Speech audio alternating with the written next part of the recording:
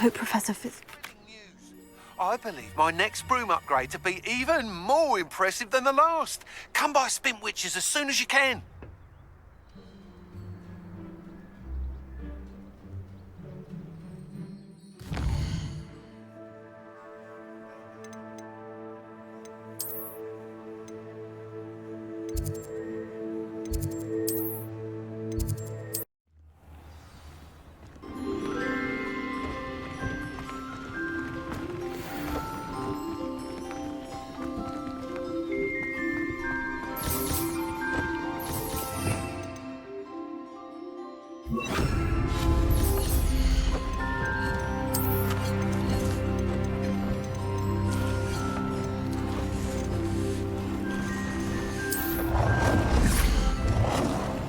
Most excellent.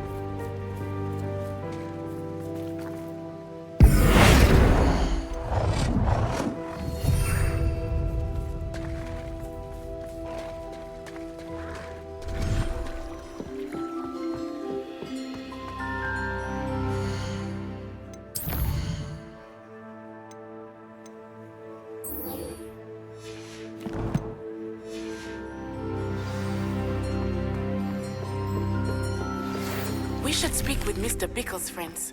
I believe I can sneak away without drawing my mother's eye. Meet me near Hogsmeade, and we will devise a plan.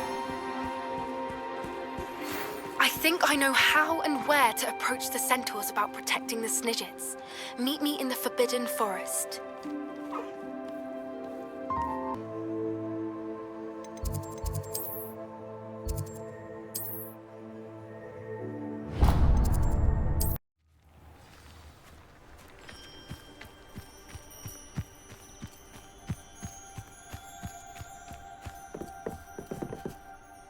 Hello, are you here for Summoner's Court? That I am. Don't expect to be as lucky here as you were in Crossed Wands. Speaking of which, care to play a match? Of course, Charlotte. Then may the best summoner win.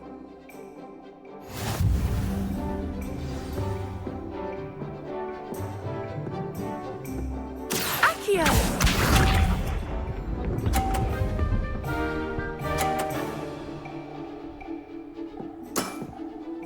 Precisely as planned.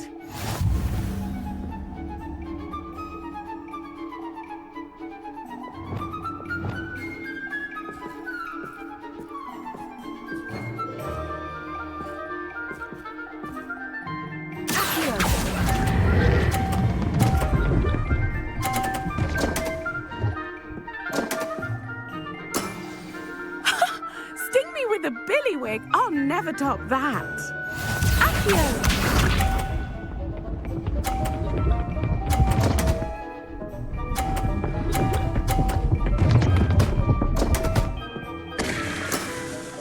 Concentrate, Charlotte.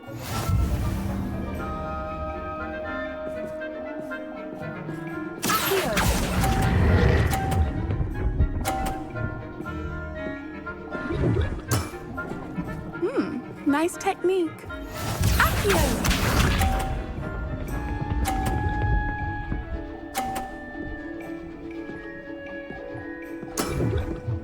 Precisely as planned.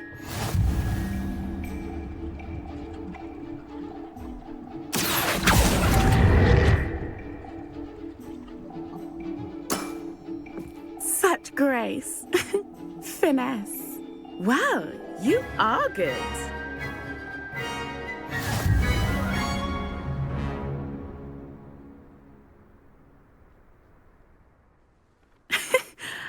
I'm not too proud to admit when I've lost. Where did you learn to play like that? I practice as much as I can. Practice, eh? I suppose I could try that. Well, you've only one opponent left now. I won't say more than that, but let's just say he's the best for a reason.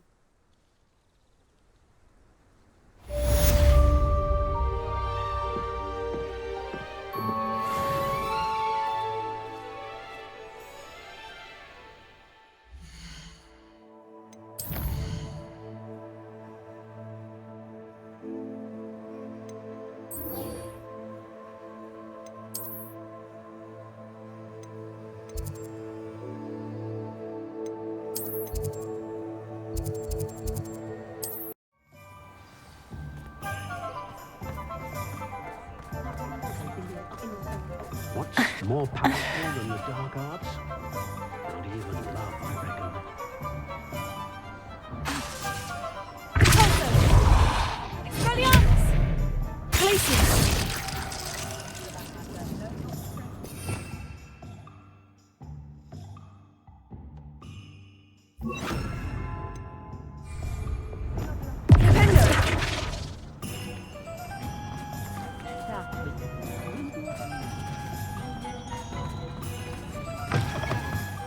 hello again.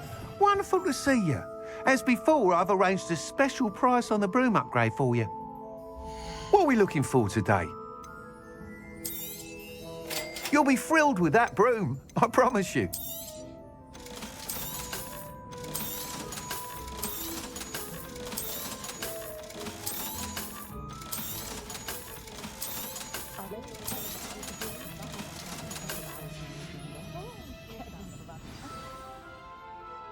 You're all set with the new upgrade. I can't wait to hear what you think. This may sound presumptuous, but... You'd like me to report back with even more flight details? You know me well. I feel I'm almost there. I just think I can improve broom flight a bit more. Miss Ray's is running a time trial at the South Coast course. Not ideal, really, what with rumours of Ranrock's lot and Ashwinders infiltrating the place. However, if you're flying high above them, you should be all right, I think. Might be a bit dangerous for a broom trial. I'll see what I can do. I hope you are able to complete these trials. I have a feeling this final upgrade is going to be a sweeping success. Do be careful, of course. I shall look forward to hearing from you soon. I look forward to our next meeting.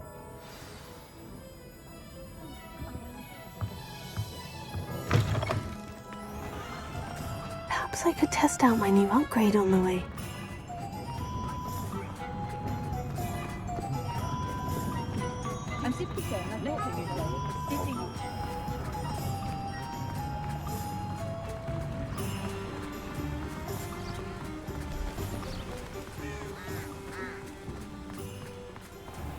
Are you ready to put an end to Harlow?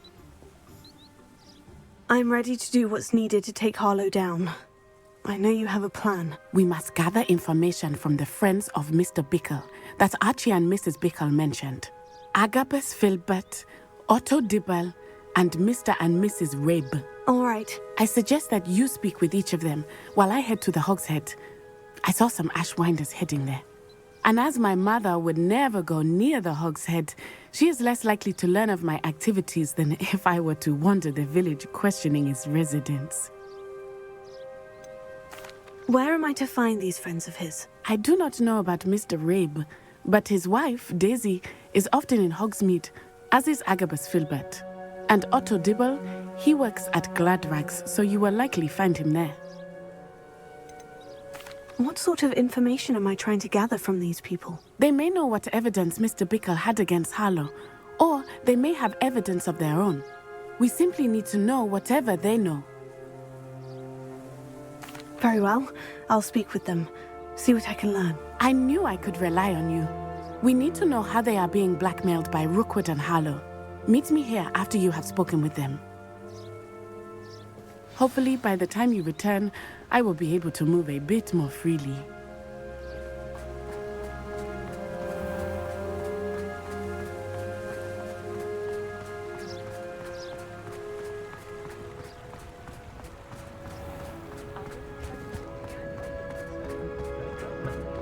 One never knows when society will be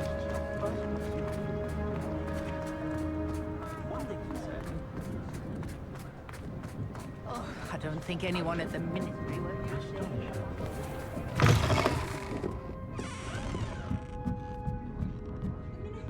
Mrs. Rabe should be nearby. They'll be asking for favours around the clock.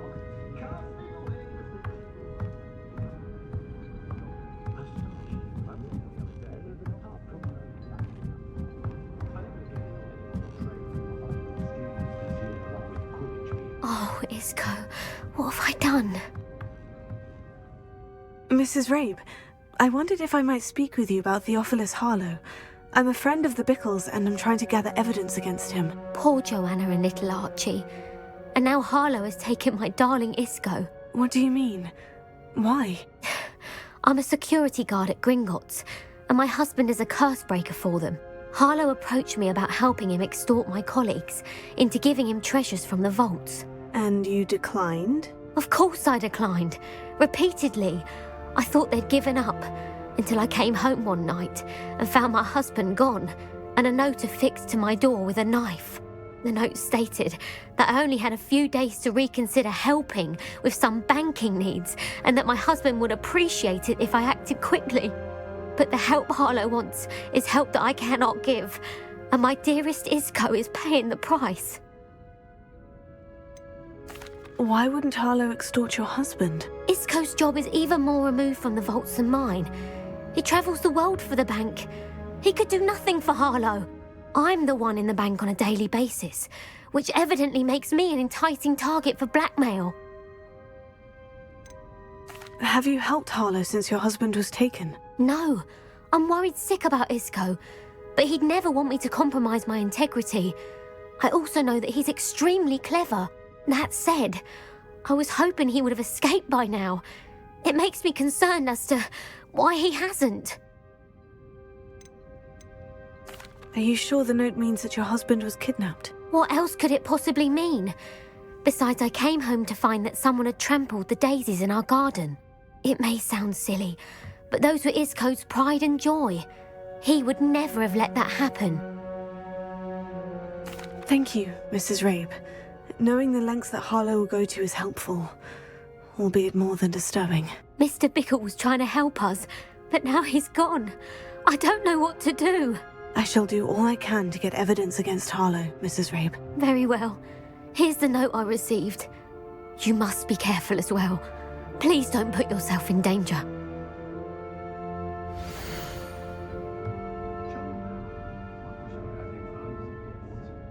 My father always told me to keep my mind off the red house so it doesn't burn me as hard as it was never the same after it was attacked by Some evidence worth hanging on to. Thank you. I hope it's not too late. Now to find Mr. Bickle's other two friends.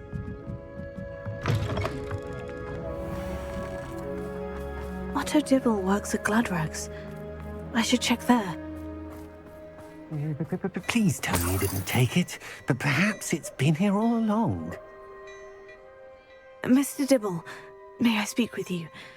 It's about Theophilus Harlow. I've nothing to say about him. May I interest you in a stunning cravat today? Please, sir, I would like to help. I spoke to Mrs. Bickle. You know the Bickles? All right, but we must be discreet. Can't have Mr. Hill hearing this. I know Mr. Hill. He was kind to me the day of the troll attack. Oh, he's a good man, but even he wouldn't understand about Harlow. It started a few weeks ago. I was distracted, reading a note, when you-know-who came into the shop. I hid the note behind the counter and offered to help him. He stared at me for a moment, then asked me to check on an order he'd placed. I went into the storeroom to check on what turned out to be a non-existent order.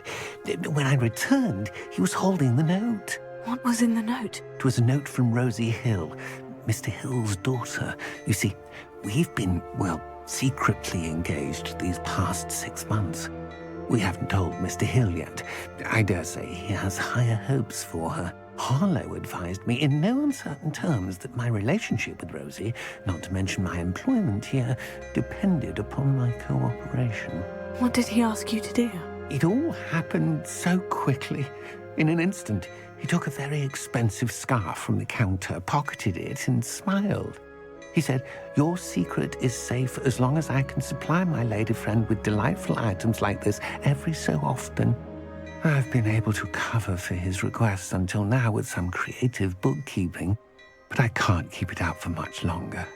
I'm terrified to say anything. I could never live without Rosie. Could you give me a bit more detail about the note that might help me to identify it should I come across it? It's on Rosie's special pink stationery. It has her monogram at the top, RH. That's how Mr. Hill would know it was real. What have you been doing to keep the extortion a secret? Well, as I mentioned, creative bookkeeping. And I've also been trying to cover the costs with my own savings, but I'm running out of money. Of course, none of this bodes well for my efforts to improve my circumstances and to be worthy of Rosie. I met Mr. Hill the day of the troll attack. He was kind to me. Why don't you just tell him? He's a lovely man, but when it comes to Rosie, I fear he loses all perspective. He'd see this as a grave betrayal. I'd lose my job instantly and Rosie as well. Thank you for telling me. I'm gathering evidence to take Harlow down. I would love nothing more than to see him rotting in Azkaban, but be careful. He's an awful man and incredibly dangerous. As for Rosie's letter, should you happen upon it, I have committed it to memory. You may destroy it immediately. Understood. Now hurry off before Mr. Hill returns. Where was I? We're on the right track. Now to find the last of Mr. Bickle's friends.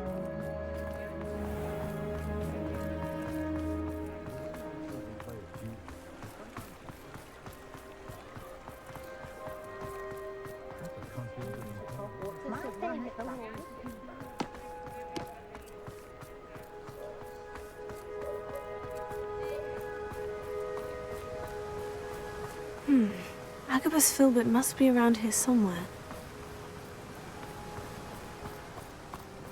Hello there. Excuse me, Mr. Filbert. I wondered if I might speak with you about your dealings with Theophilus Harlow. I hope to ease Mrs. Bickle's mind by gathering evidence against him. Oh, tragic what happened to Bickle. He wanted me to speak out against Harlow for an act of violence committed against me. But I feared Harlow's retaliation, and so I refused. You may have shared Mr. Bickle's fate if you had spoken out against Harlow, as he requested. Unfortunately, I suspect you're right. You said that Harlow committed an act of violence against you. Could you tell me what happened? Before my extraordinary wife, Dulcibella, passed away, she had just completed a small book of poetry. As a surprise for her birthday, one she never had the chance to celebrate, I had the book beautifully bound and plated in gold. One day, Harlow came calling to punish me for having spoken out against the Neanderthals that comprise Rookwood's lot. Before I knew it, I'd been petrified, and Harlow was rifling through my home. He found the book of poetry, with its exquisite gold plating. I watched helplessly, lying there in my entranceway as he walked away with the book, laughing as he went. I was shaken to my core. Still am, to be honest. I imagine you fear Harlow retaliating again. But do you mind if I share this information with Officer Singer? I suppose I have no choice. This extortion can't go on forever. You can pass it on to anyone who may be willing to help. Harlow does not like people talking, as you already know. I've spoken with Mr. Bickle's friends. Oh. Now to find Natty.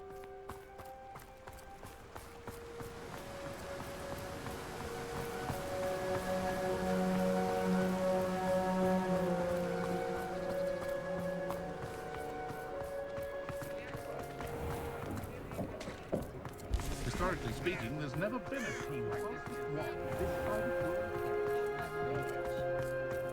Oh, will there ever be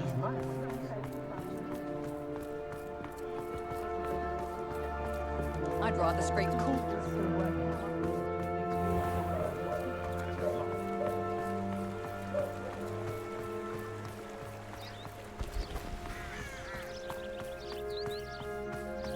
It's not like Natty to be late. She said she was going to the Hog's Head. Perhaps I'll find her there.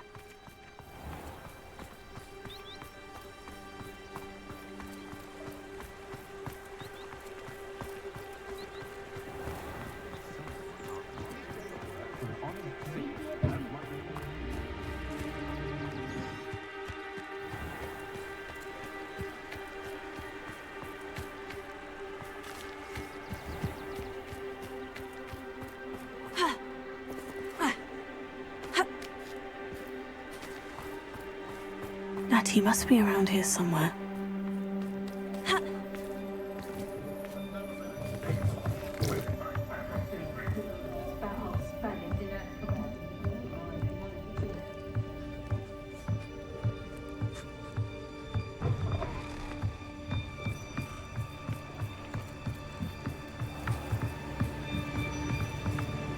Natty's wand. She can cast without it. She wanted me to find this. She's in trouble. Revelio will show me where she was taken. Revelio.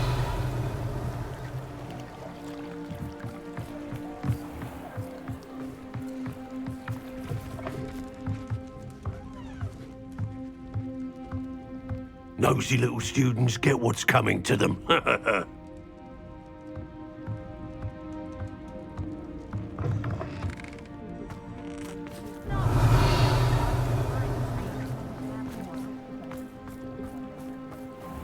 Natty must have been taken this way.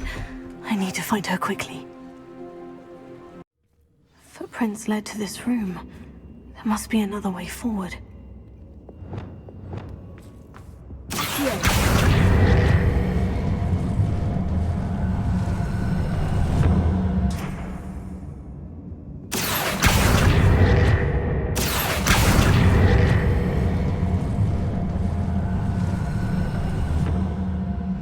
The hidden door.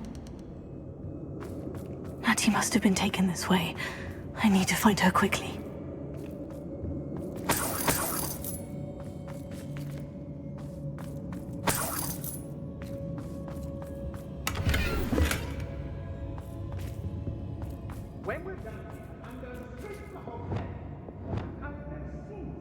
I'd better be sure I'm not seen.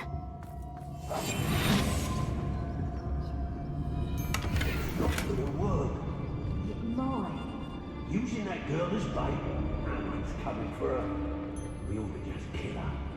Harlow says her friend has been reckless enough. He wants them alive. Only a Hogwarts student would be arrogant enough to come in here alone. Just keep an eye out.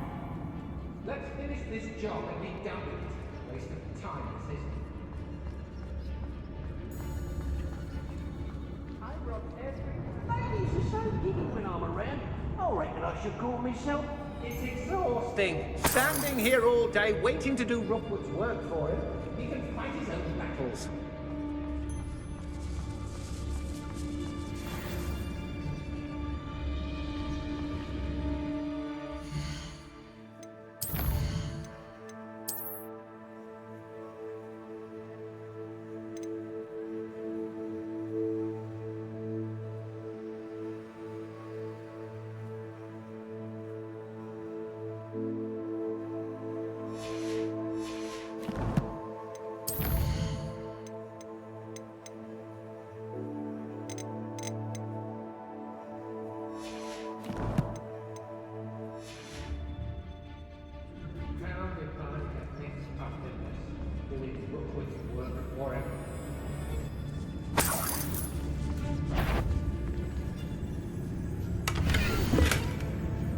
I ought to pay that pretty little shopkeeper in Hagen Tig a visit.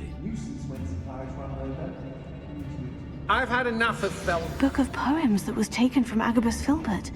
He'll be thrilled to have this back. I've raised Rockford more times than I can count.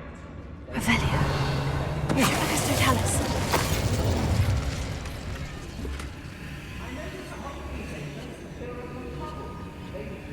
Hey.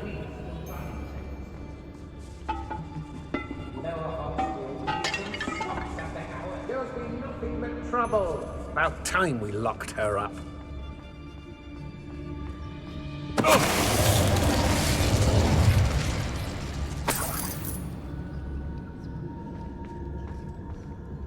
It's been a bit. I won't deny, but the tides have turned quite soon.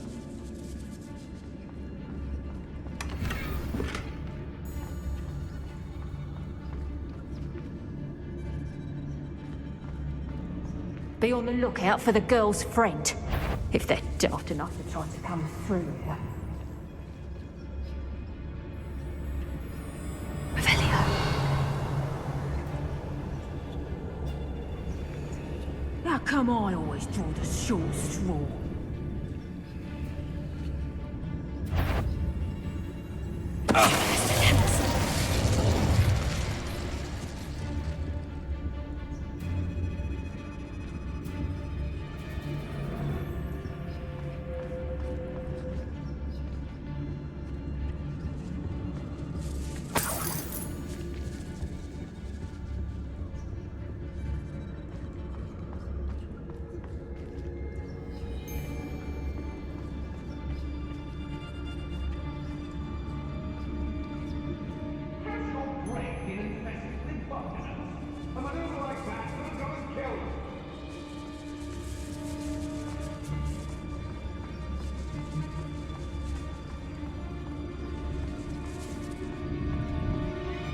We should speak to her again. Perhaps she'll tell us where we can find that friend of hers. She's determined to say nothing. The boss will deal with her when he arrives. Could do worse than... I've never been afraid of the dark, nor doing dark things. Mr. Tallis.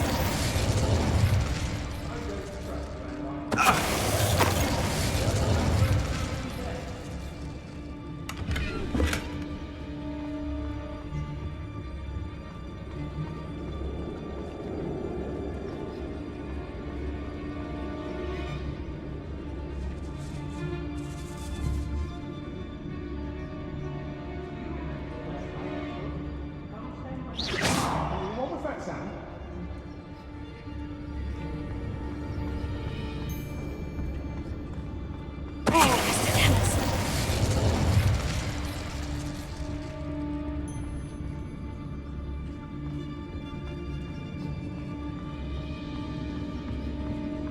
Show yourself!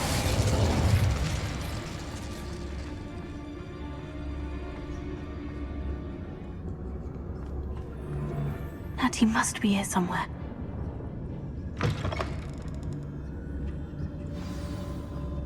You found us. I knew you would. That's my want for you. Speak to Mr. Reed. He will tell you what you need to do.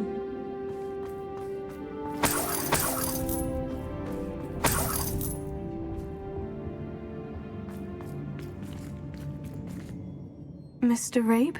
Daisy told me you'd been abducted. You spoke with my wife. How is she? Worried about you. Are you all right? I am all right. Thank you for coming. These locks are cursed, and there's an anti-apparition jinx on the cells. Even Natty's skill with wandless magic cannot free us. I need you to find my wand. Use mine. We'll find yours together once you're out of there. I need my wand for this. Using one with which I have no connection may not work as well or as quickly, and we cannot risk detection. I shall do my best. Any idea where it might be? It's nearby. I can sense it. Understood. I'll find it. Your friend Natty was not able to summon my wand. It must be blocked by something. I've robbed every traveling vendor that passed through here. I never see it coming. Revelio.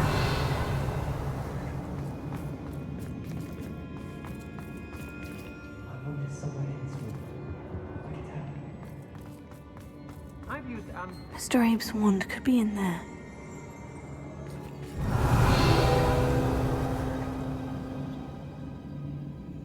Mr. Abe's wand. He'll be glad to have this back.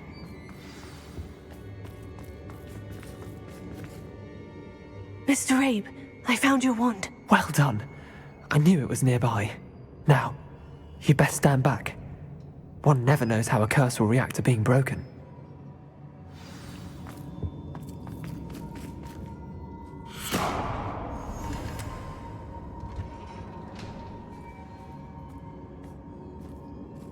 They don't seem to care for me in Hogwarts. Can't say I blame them.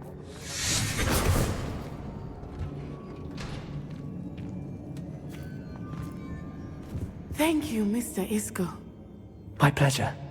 And thank you, my friend. We owe our lives to your bravery.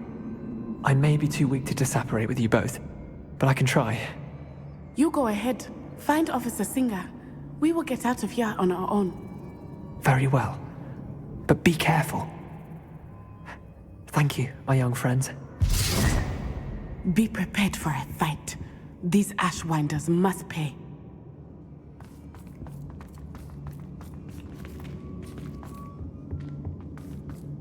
Concentrate. Can't let anyone... Hush now.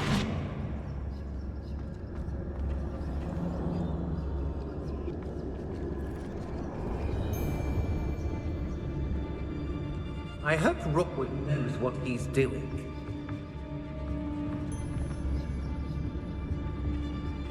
Again, old.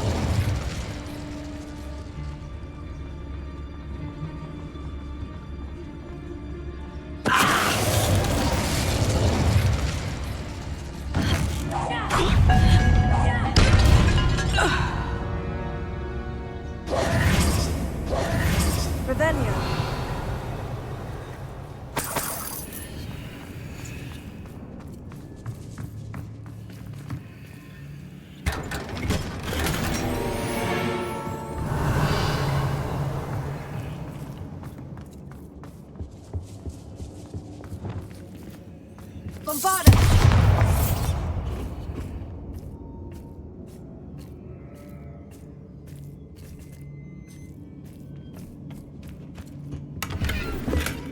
Revelio. Lumos. Lumos.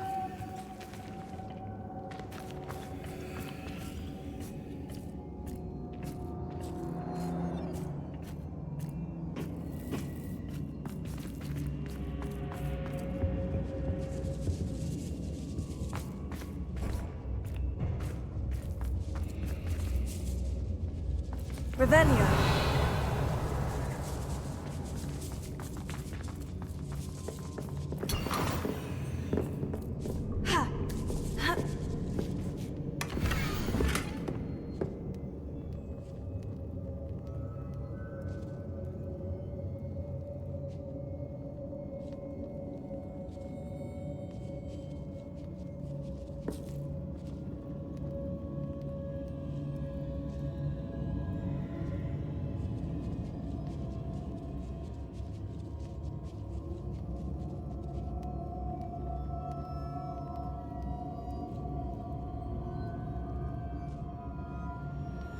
Otto Dibble's love letter from Rosie. He wanted me to destroy this if I found it. Revelio.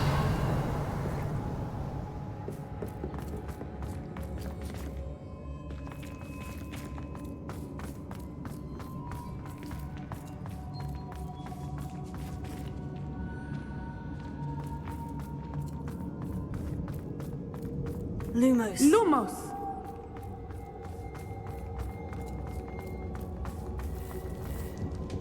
Revelio.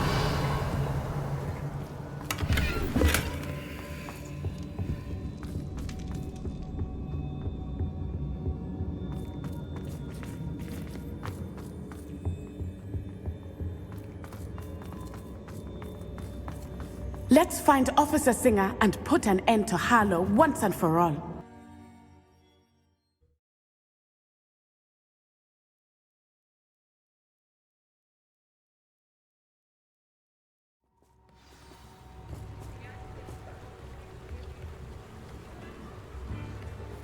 Natsai Onai. I should have known. And you, the troll dispatcher.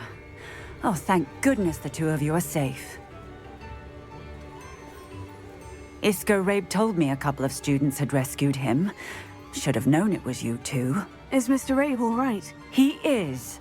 I sent him home to his wife. Miss Onai, your mother will not be pleased to learn that you're still risking your safety pursuing these dangerous men. Actually, Officer Singer, Natty and I learned of several Hogsmeade residents who've had their lives threatened by the Ashwinders.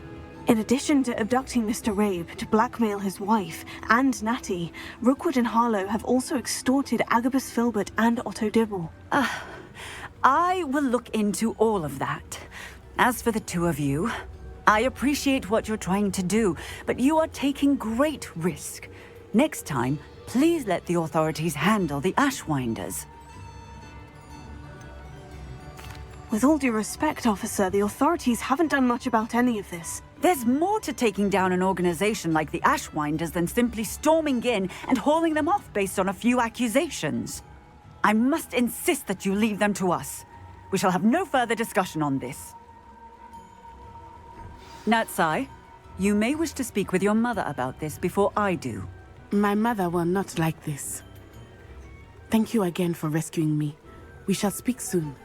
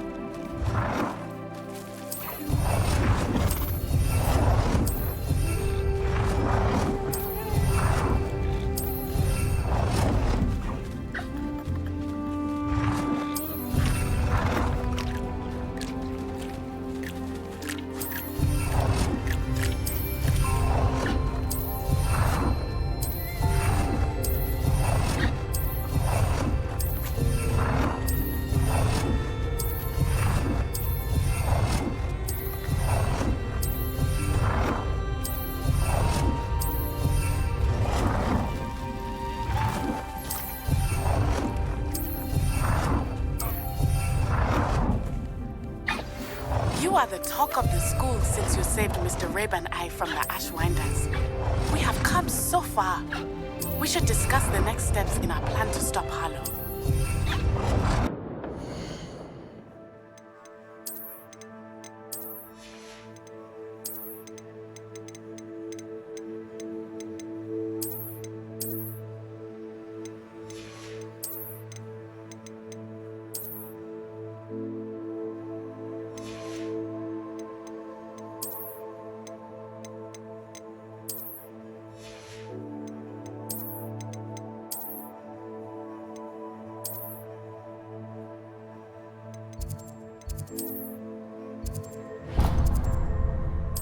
I've always said that travel broadens the mind.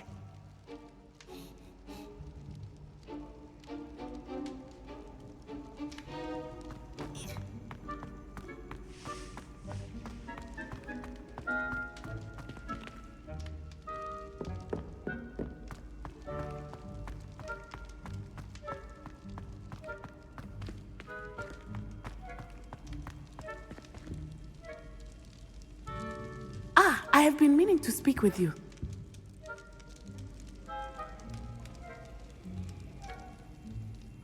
I still can't believe we escaped the Ashwinders. You may not realize it, but you are the talk of the school since you saved me that day. I wonder how everyone knows about it. I told my mother in the hope that she would be more forgiving of what I have been up to if it came from me. She likely told other professors, and news travels quickly. Unfortunately, she might, in fact, have been even less forgiving than I'd hoped. If she knew more about what you've done, I suspect she'd be proud. If she knew any more about what I've done, she would never let me out of her sight again. I'm sorry. Has Officer Singer done anything with the evidence we provided? She has not. Harlow is as strong as ever. Someone needs to stop him, whether it is us or Officer Singer. If someone had stopped the monsters like him in Matabeleland, my father would be alive today. What exactly happened to your father? It was a beautiful day. My mother had gone to tend to a neighbor who was ill, and so my father and I were galloping in the savannah. Galloping? Your father was also an animagus, I take it? He could become the most majestic giraffe, and he would carry me on his back, my arms around his neck. We were on our way home when we surprised a group of bandits who had come from our village. One of them saw me just as he removed a scarf from his face. He shouted and then aimed his rifle. He didn't want you to identify him. Exactly. In an instant, my father bowed his neck to protect me and was hit. As he fell, my father changed back into his human form. When the bandits saw this, they turned and ran in fear. Magic terrified them, and then he was gone. And it was all my fault. Your fault? How so? He died protecting me. If I had been capable of protecting myself, he would still be alive today. My mother and I tried to go on without him, but it became too much for us there. A few years later, we left to come to Scotland. Do you think taking down the Ashwinders will avenge your father's death? No. Vengeance is not what drives me. My father would not want that. He and my mother raised me to believe that it is a privilege to be able to fight for those who cannot. I know there is risk involved, but I feel it is worth it. I am glad you seem to think so too. What does your mother think about all of this? Well, as you saw, she worries a great deal. She is an excellent seer, but I think it bothers her to this day that she did not see my father's death coming. She misses him, as do I. So I believe on some level she understands my need to seek justice in a small way, but that does not mean that she likes it. Do you think your father would approve of the things we've been doing? Oh my, that is a good question. In theory, yes. Although he would worry as my mother does. But I think he, of all people, would understand my persistence. My father never shied away from a fight for good, no matter how ruthless the foe. And I think he would have enjoyed knowing that I had a compatriot like you. I'm sorry, Natty. I can't imagine what you've been through. Your father sounds exceptional. He was truly extraordinary. And thank you for your kind words. We all have our burdens. My father had a saying about that. Yes, I remember. Rain does not fall on one roof alone. Exactly. Soon you and I will put an end to the Ashwinders, beginning with Harlow. And once he is gone, we will turn our attention to Rookwood. We are making progress, and we will succeed. Thank you again for saving me. You deserve all of the praise you have received.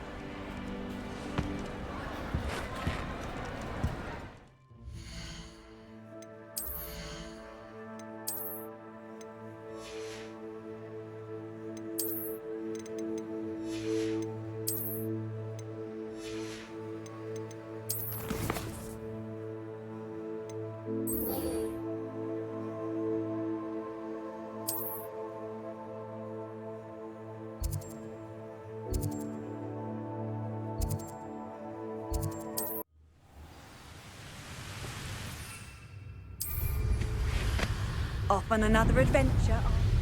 Felcroft was extraordinarily dull. Doesn't know what.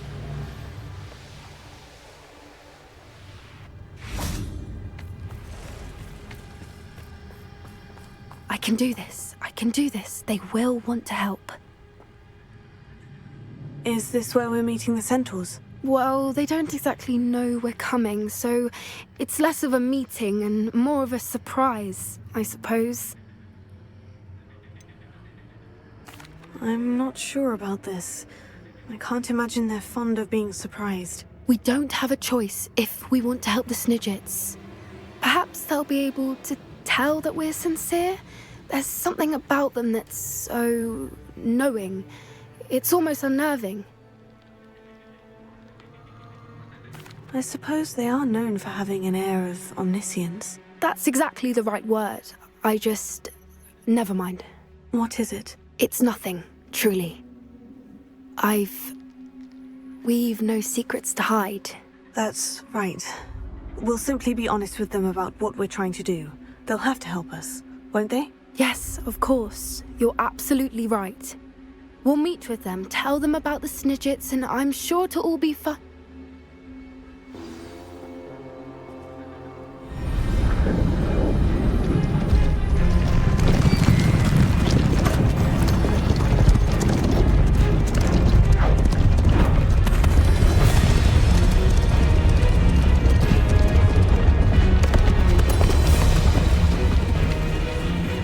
What do you think you're doing here, humans? Please! We were hoping to speak with you. Ah!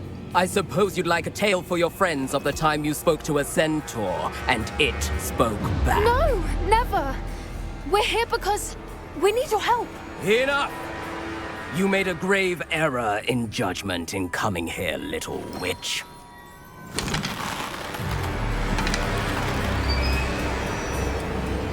Leave them be, Alec. We do not harm the young.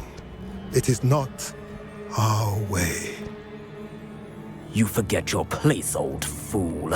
I'm the leader of this herd, and while you cling to our way, their kind continue to slaughter beasts like us without a care! From what I can see, they have slaughtered no one. They will leave here unharmed.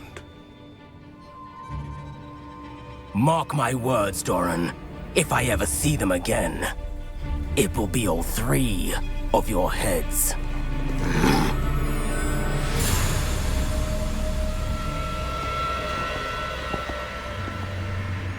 Foolish children. Do you know what happens to wizards who wander here? Now, follow me before Golden Snidgets are still alive, and the poachers are after them. They know that the key to finding them lies in the moonlight, but they don't know what that means, yet. Please, help us find the Snidgets before the poachers do. Could it be?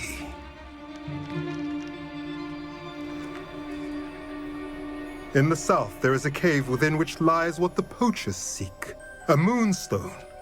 Retrieve it and place it in the henge in the forest. I, on the other hand, must go speak with the herd.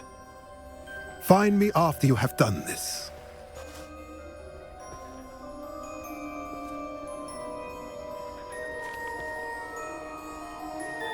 I don't understand. So the moonlight mentioned in the journal doesn't refer to actual moonlight, but to a moonstone. What do moonstones have to do with snidgets? And why was he so certain about where we could find one? Isn't moonstone all around us? Why retrieve one from a cave? Knowing centaurs, I suspect he's referring to a specific moonstone. We'll likely know it when we see it. He could have been a bit clearer, or stayed a moment and answered our questions. Centaurs can be cryptic. Gran says no one talks more in circles than a centaur. It is a shame how quickly he left. What was his name? Doran. That's what the leader of the herd called him. Well, if Doran knows something we don't, I'd rather act now and ask questions later. I can head to the library and start looking into the cave you mentioned. I'll let you know what I find.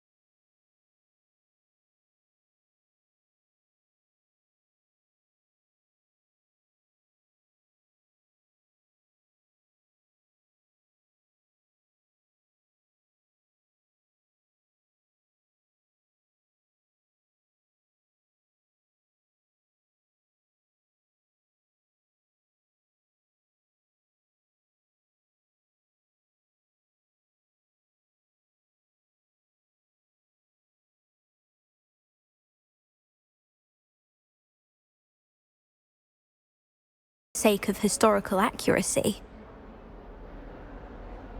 Perhaps I could help put the bells back up. Really? Oh, that would be wonderful. The bells are in the bell tower just above the music room. You're certainly of more help than Adelaide. I imagine the bells are just inside the bell tower.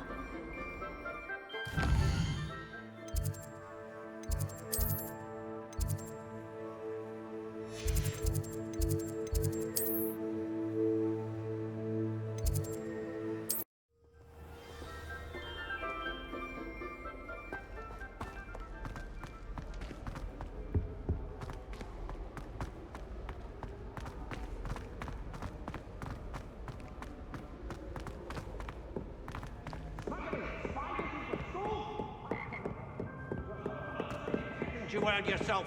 Do yourself.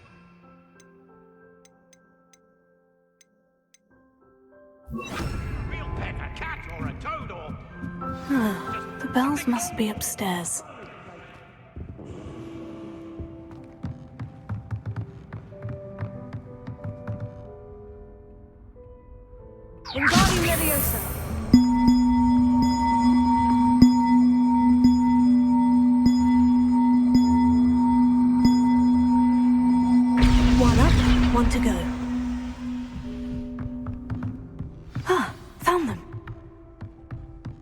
I'll have to get those up there somehow. Wingardium Leviosa, perhaps.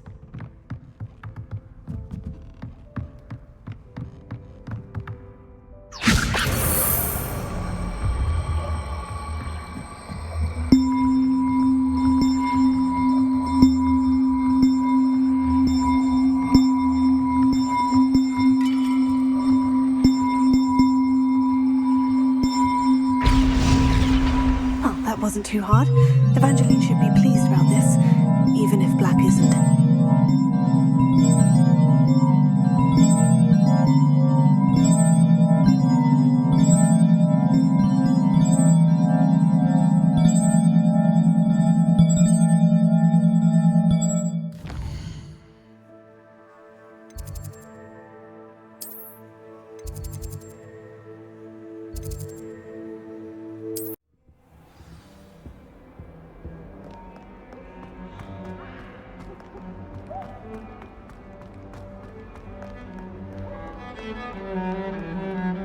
Now what am I supposed to do? The bells are back up, Evangeline. Oh, you're a credit to the school. I can't wait to hear them. I can't wait for the headmaster to hear them. I wish I could see his face. Future generations may not truly appreciate what you've done, but I do. And I hope that you do as well. You don't know how much this means, for me and for Hogwarts.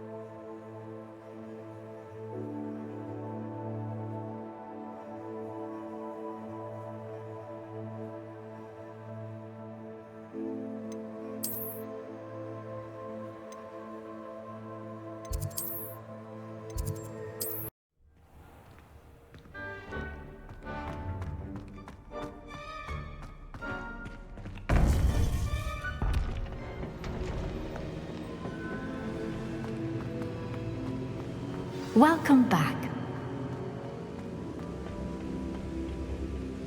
Hello, Professor. I have news. The goblins are looking for something. Another repository. They've built drills to help with their search. Most troubling. Are these repositories like the broken container I found at Rookwood Castle? They are. I fear we have no time to lose. Have a look at the map. Fortunately, the next trial is fairly nearby. It's Hogwarts. As you know, I was headmistress in my time. My portrait hangs in the headmaster's office. In fact, I witnessed Professor Black learn of your arrival. And I'll confess that I wondered about you. Wait, is the next trial in the headmaster's office? It is. I had hoped that when the time came, the occupant of that office would be of help to us. Unfortunately, this headmaster seems wildly unconcerned with anything but himself. You'll need to access the office while he's away. I understand. Very well. We'll find some way to get in. Good. I shall meet you in my portrait there. Until then.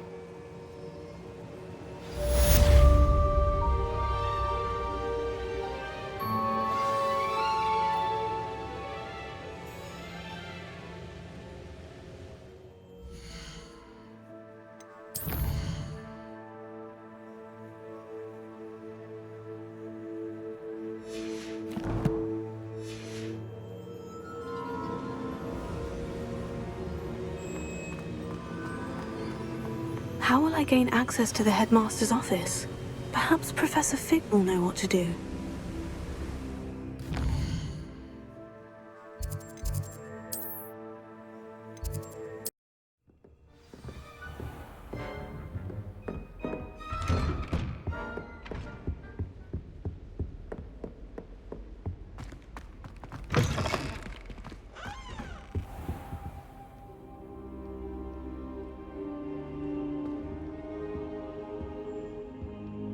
Now here's Professor Fig. The keepers have shown me where the next trial is. Has something changed? Lodgok and I have learned that the goblins are searching for another repository, like the one we saw at Rookwood Castle. And I discovered that they're building massive drills to help in their search. Professor Fitzgerald seemed very concerned. I see. Ranrock clearly knows even more than we suspected. And sir, there's something else. Lodgok knew Miriam. He knew Miriam? They encountered each other at Rookwood Castle. She was doing research. That's where she found the container with the port key. He liked her so much that he let her leave with it, despite orders from Ranrock. I don't know what to say. She could win over almost anyone. I want to hear more of this. And, in fact, I'd like to speak with Lodgok directly. But we've no time now. Where is the next trial? Believe it or not, it's in the headmaster's office. Incredible. Very well, you'll need the password to get past the stone gargoyle. The headmaster's house elf will know it. I don't know the headmaster's house elf. Will he even speak to me? I imagine he's loyal to the headmaster. He is. So you'll need a disguise. I have just the thing. A polyjuice potion. You'll look and sound like Professor Black. Wait, doesn't polyjuice potion require a bit of the person you want to change into? And take ages to brew? It does. So how do you already have polyjuice potion to change into Professor Black? One never knows when such a thing may come in handy. Let's just say I felt the need to be prepared for anything after my fruitless trip to the ministry on his behalf. Now, time is of the essence. Drink up and I shall explain more.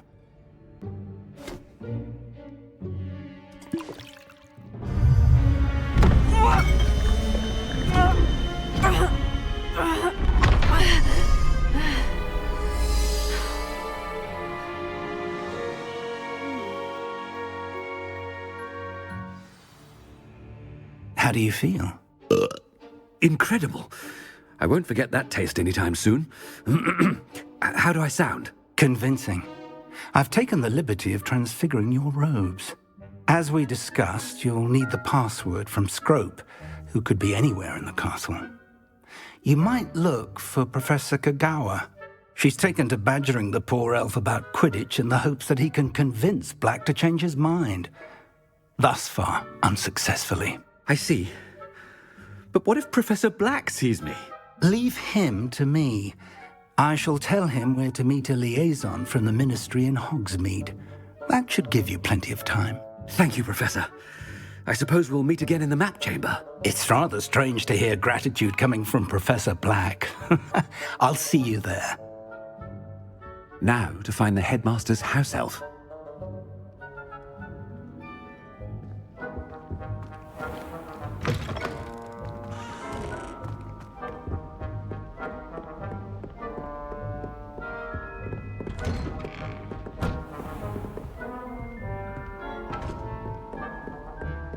Professor, a moment of your time, please. Professor, I was hoping to catch you. Places to be, Professor Sharp. Places to be. Of course, sir. Only, you'd asked me about a particular potion, and I did? I did, yes. Well, spit it out, Sharp. I don't have all day. Probably best not to discuss it here, sir. I assure you, Sharp, you may speak freely. Very well. I've brewed the cure for boils you wanted. I can drop it by your office when it's convenient. Of course, yes. No need for all the cloak and dagger. Simply have a student deliver it. A student? Very well, sir, if you insist. I do. And thank you, Sharp. I just hope you've brewed enough for all my boils. Now, to determine which student gets this rather unenviable task. Chewing with your mouth open? Where are your manners?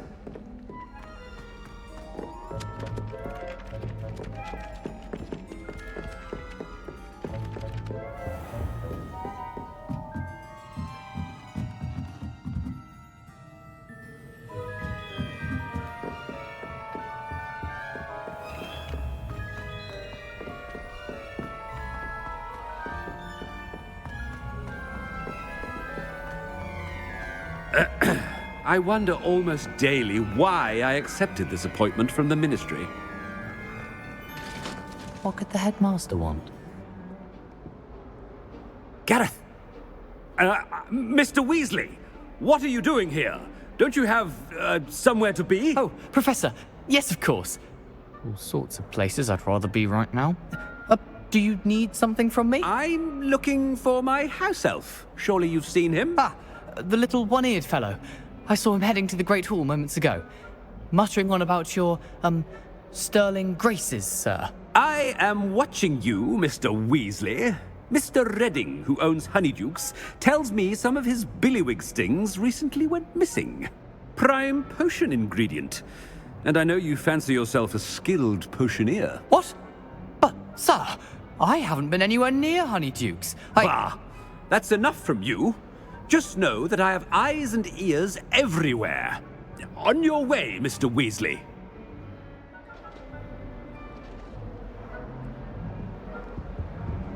Well, there's one for my diary.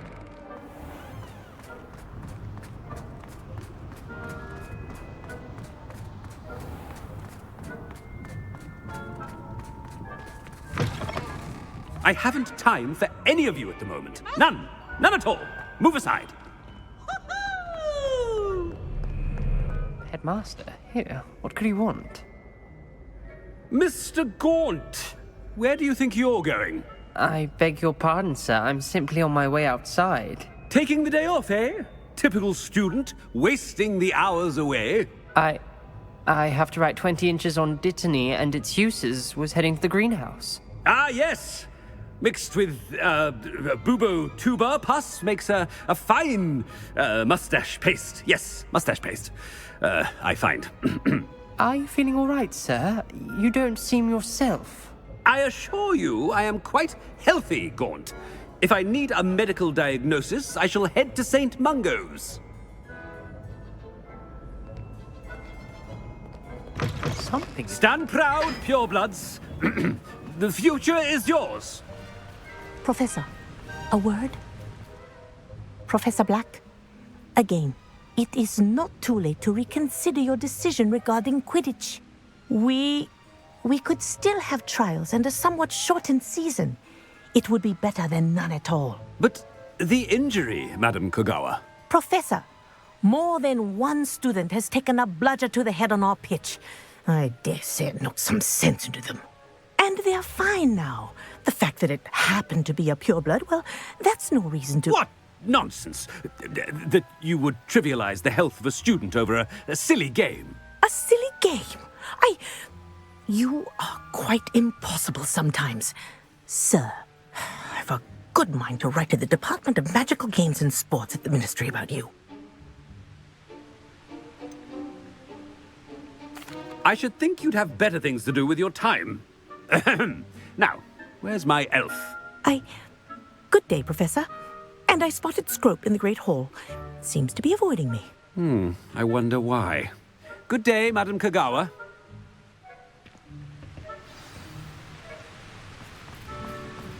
What did we do to deserve him as a headmaster? You call that a shine on those boots? Do better!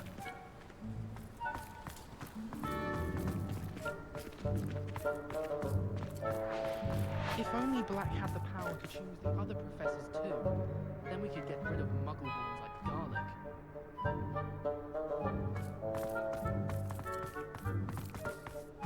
No, it's the headmaster and he's coming this way.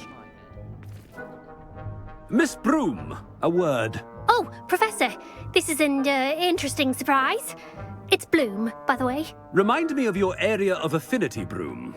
OWLs are swift approaching. Charms, sir. Non-verbal spells. Might work on one that makes me disappear. Well, keep at it, Broom. And before you know it, you'll be as invisible as that new fifth year seems to be. They're not invisible, sir. I've seen them near the library. In fact, they help me with my, heavy books. Speaking of invisible, where's my blasted house elf? Something seems a little off with the headmaster.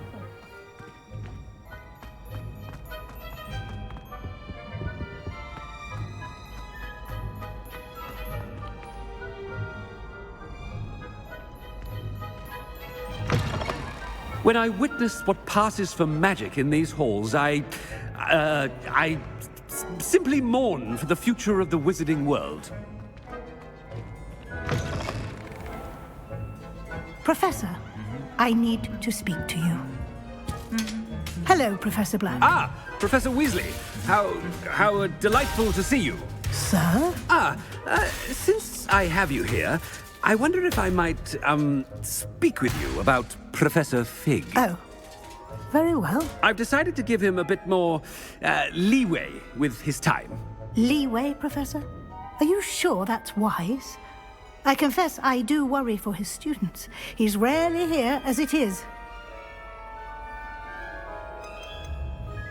I realize that, and I'd like to keep it that way. I see. But, sir, if I may, I am wary of how much time the new fifth year seems to be spending away from the castle, supposedly on Professor Fig's behalf. I've heard unsettling rumors of their escapades. Everything from sneaking into the Forbidden Forest to confronting Ranrock's loyalists and Rookwood's lot. What? Goodness. You cannot believe everything you hear, Professor. No, you cannot. I mean, I shall keep an eye on Fig. You simply keep doing the wonderful job that you're doing. Simply wonderful. Thank you. But I'm happy to look into... Good. That'll be all, Weasley. I mean, Professor Weasley. Good day.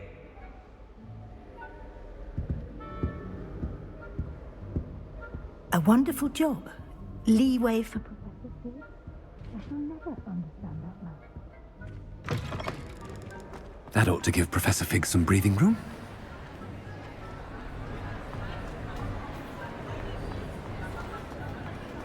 Wait until Master sees what a wonderful job Scrope is doing. Scrope! Oh, greetings, Master. Remind me of the password to my office. Oh, but Master made Scrope swear never to tell anyone, even Master himself. How dare you question me? I've a mind to give you a matching set of ears. Yes, sir. Of course, sir. Scrope begs forgiveness. It is the Black family motto, Master. Right. Of course. Master does remember it.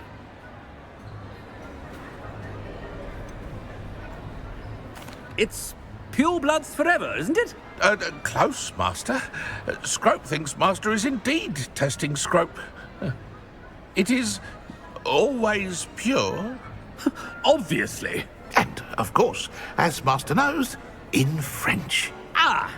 Yes, of course. I order you to pronounce it for me. Oh, but Master knows that Scrope's French is most pitiful. Very well. Toujours pur. Ha! Thank you.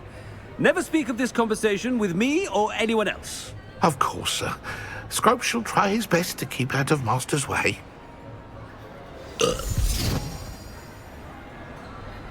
Ahem. Attention, students. I hereby decree that the Great Hall be forthwith decorated in the noble banners of Gryffindor. I shall be taking no questions at this time, or ever.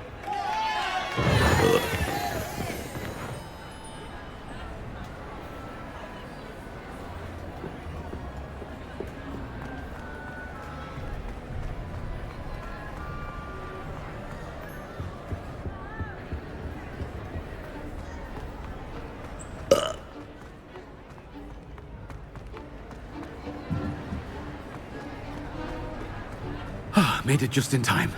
It's wearing off. Fig was right. I can't believe it worked. Now, to speak the password to the gargoyle.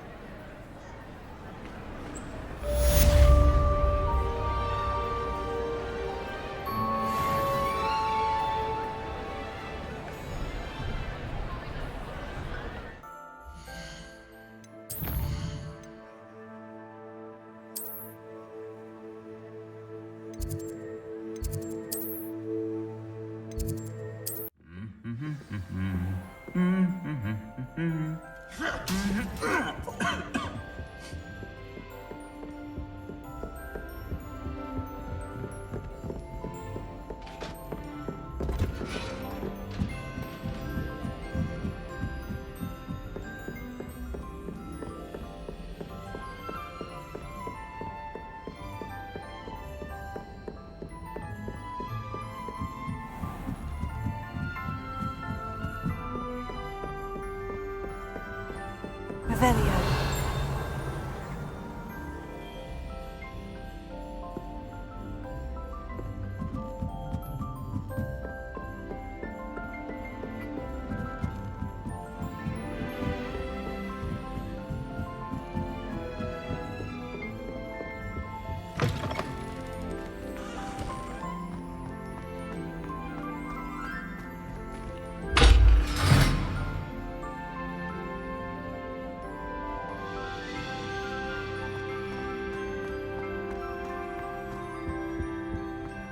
The gargoyle. That's where I need to speak the password. Toujours pure.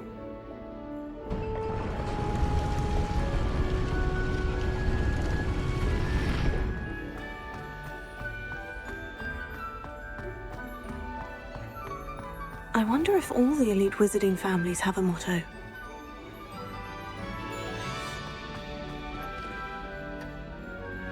Revelio.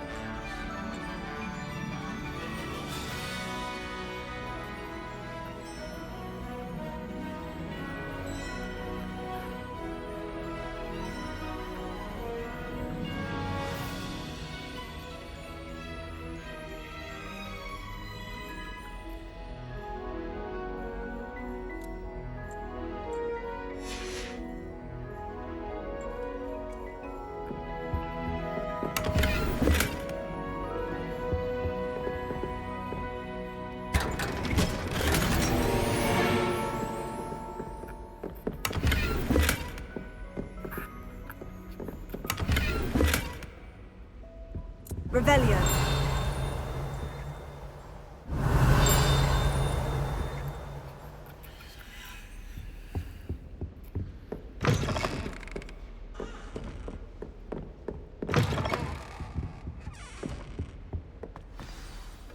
It's good to see you. All thanks to Professor Fig's quick thinking. Now what? Approach the pedestal in the antechamber and read the book that appears. What can I expect to find in the book? A story. I cannot say more. You may recognize some elements of it, as I was inspired by a tale with which many wizarding children are familiar. I suspect there will be more to this than reading a book. Your suspicions are correct. We shall speak when you are finished. Has this been under the headmaster's nose all this time?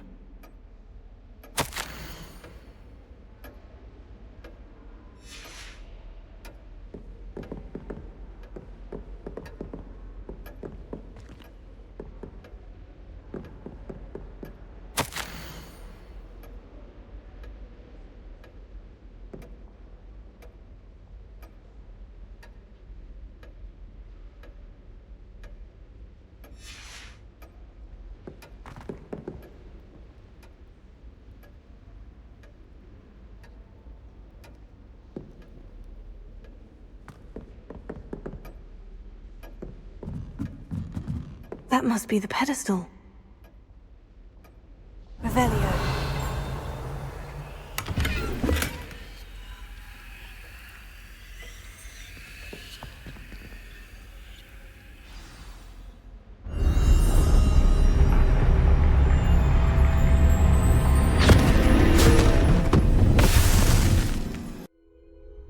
Where am I?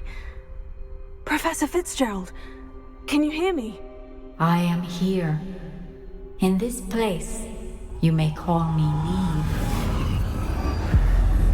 You shall be witness to a fable. Pay attention. Things are not always as they seem. You must move swiftly and cautiously. Use the tools you encounter to find me. The first you will need is a cloak. In this place, as in life, death takes many forms. Avoid each of them at all costs.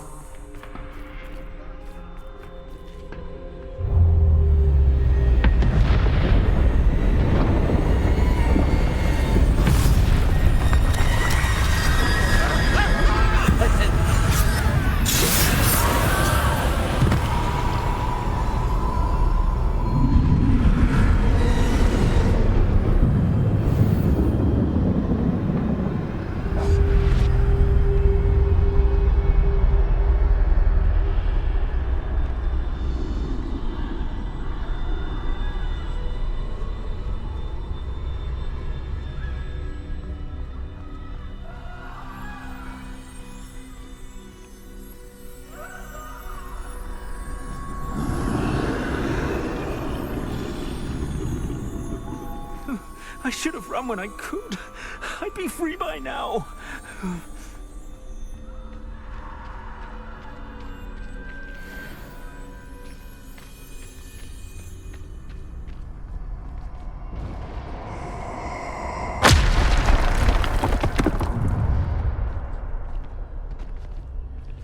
They're gone.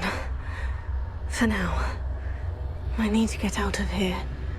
Where could Neve be? I need to time this just right.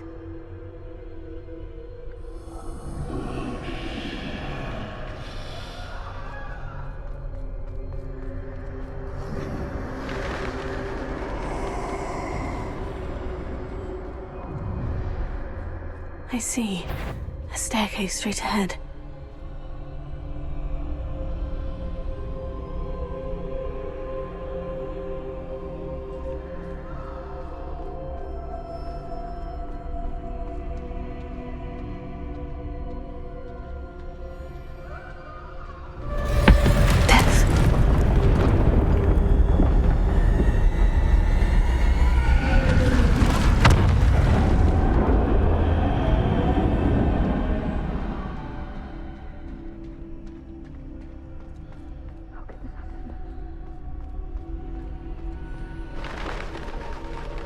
A ladder. Perhaps they won't be able to find me if I go up there.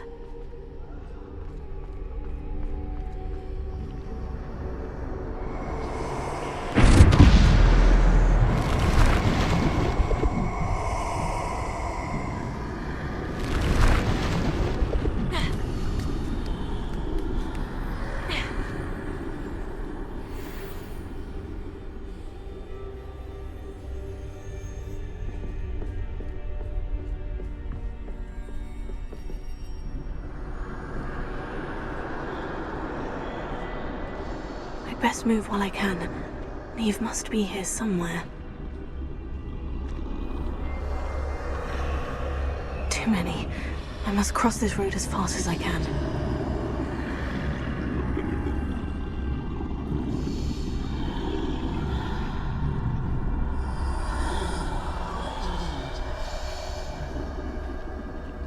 That's where I need to go. But I need to find a way past them.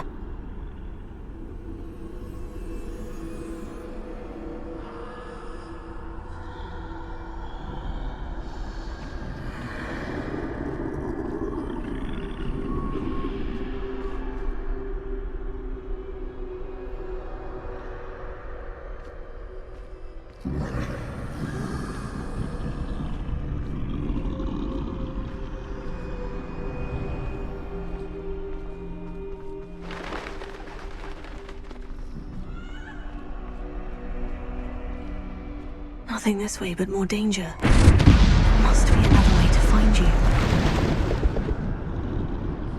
I need to turn back.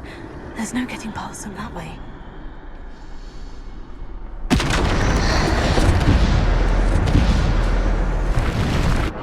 That door... closed tight. No way but forward, I suppose.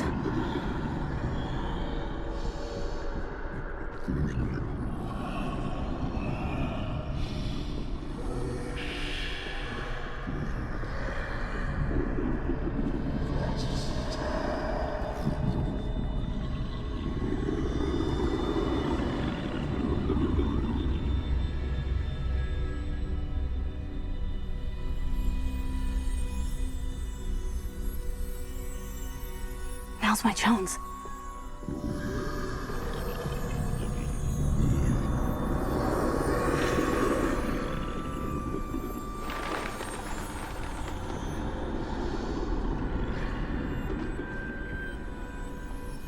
That's the way forward.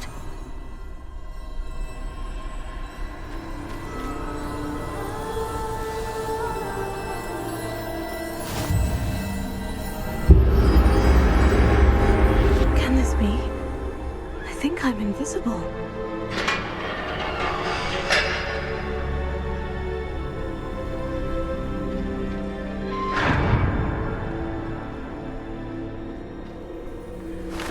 They can't see me at all. I can get closer to them.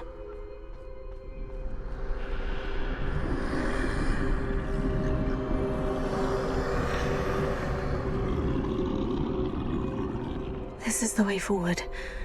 Finally free. Now, where are you, Neve?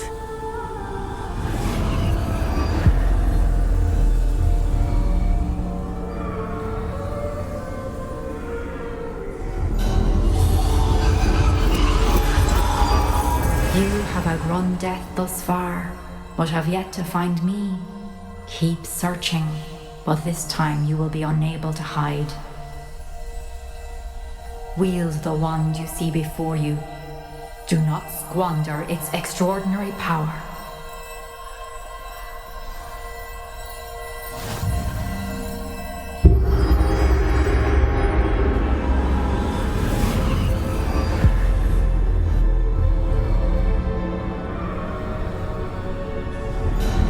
I've never felt such power.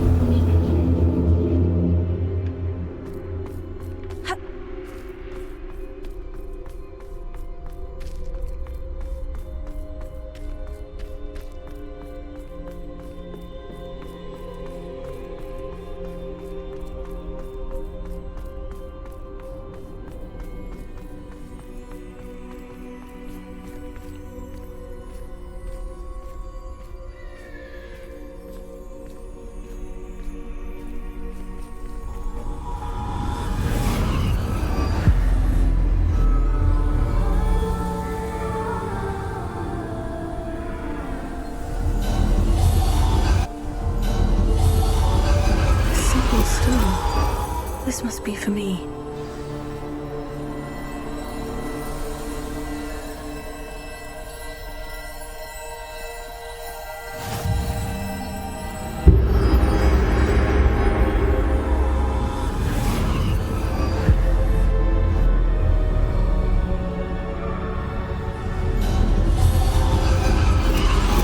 You are far from finished. Pass through the mourners ahead. Nothing is what it seems. I can't believe she's dead. Dear sweet Neve. Dead. Let us always honor her memory. We won't be the same without her.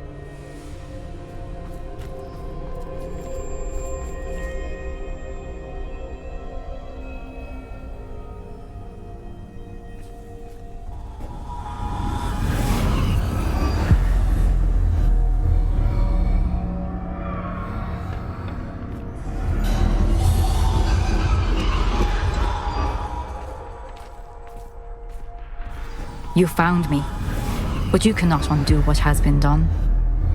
The magic of the stone can only conjure a shadow of my former self.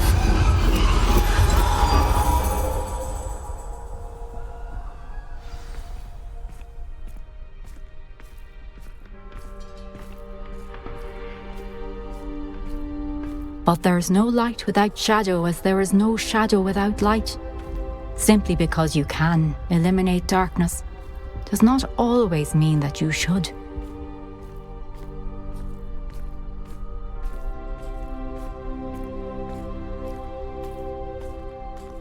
Remember that as you witness my memory.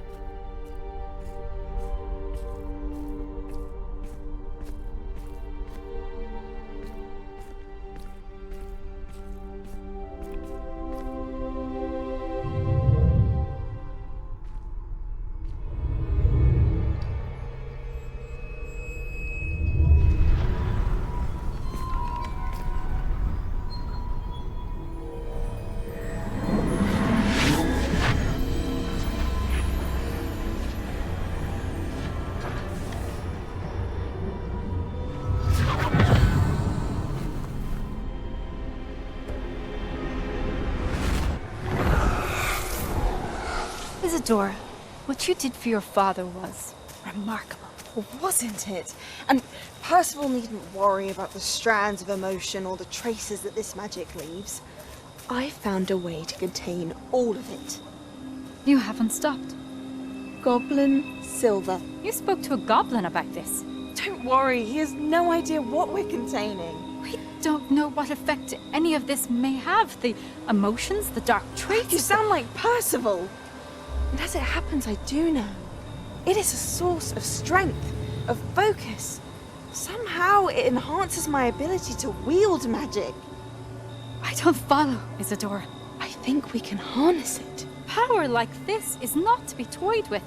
In the wrong hands. You saw what I did for my father. Oh, Neve, imagine the good we could do. Everyone is in some kind of pain.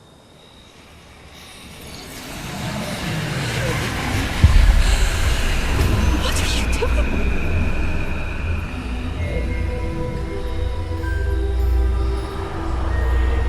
Breathe it in. Can you feel it? Oh, Isadora. This must stop. All of it. You've kept this power to yourselves for so long because you fear it. I choose to embrace it.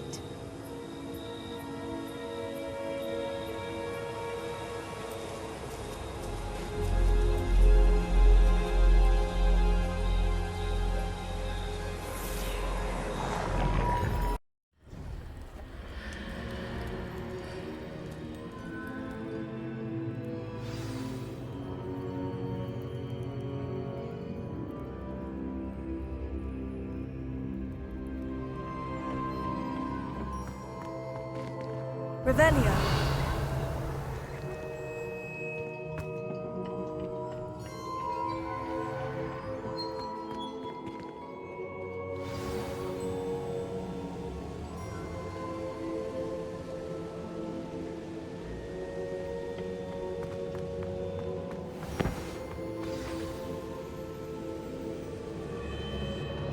Is it true? Has someone completed the first 3 trials? It is, and I have. But you are so... Young. I know. You must be Professor Bakar. I am. Pleased to meet you. The pensive memory I just witnessed. Was Isadora inhaling painful emotions? She was. I found it disturbing. But how did she gain power from it? How did she harness it? It was disturbing. Although, I wonder that you are asking about her power. I hesitate to reveal the location of my pensive to someone who, perhaps, has yet to understand the responsibility of power. I can assure you, Professor, I do. In fact, what you don't yet know is that a dangerous goblin called Ranrock has accessed the repository at Rookwood Castle. He has learned to harness the contents of it as a source of immense power. He plans to use that power against wizard kind. We have no time to waste. I see. Nonetheless, the knowledge you shall gain after you witness my memories is too valuable to share without further consideration. I shall require time to confer with the other keepers. It seems we have no choice but to wait, frustrating as it is. I heard what you told Professor Bakar. Isadora was inhaling emotions to gain power? She was, and she pulled emotions, as she did from her father, from Professor Fitzgerald, without permission.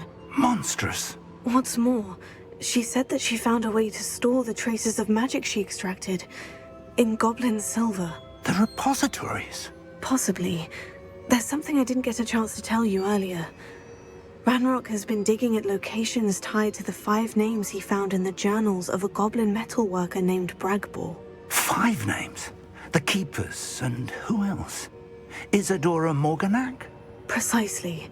That's how he's been one step ahead of us. Gringotts, the Tower, Rookwood Castle. If the Keepers won't tell you where the next trial is yet, I say we at least maintain a watch on Ranrock. Perhaps he'll lead us to more information. Perhaps. I hope to hear from Lodgok soon. I haven't heard anything since I learned of the drills. Oh, and as you've probably guessed by now, your polyjuice plan worked like a charm. I knew it would. I may have done too good a job distracting Black. I had no idea he can't hold his fire whiskey.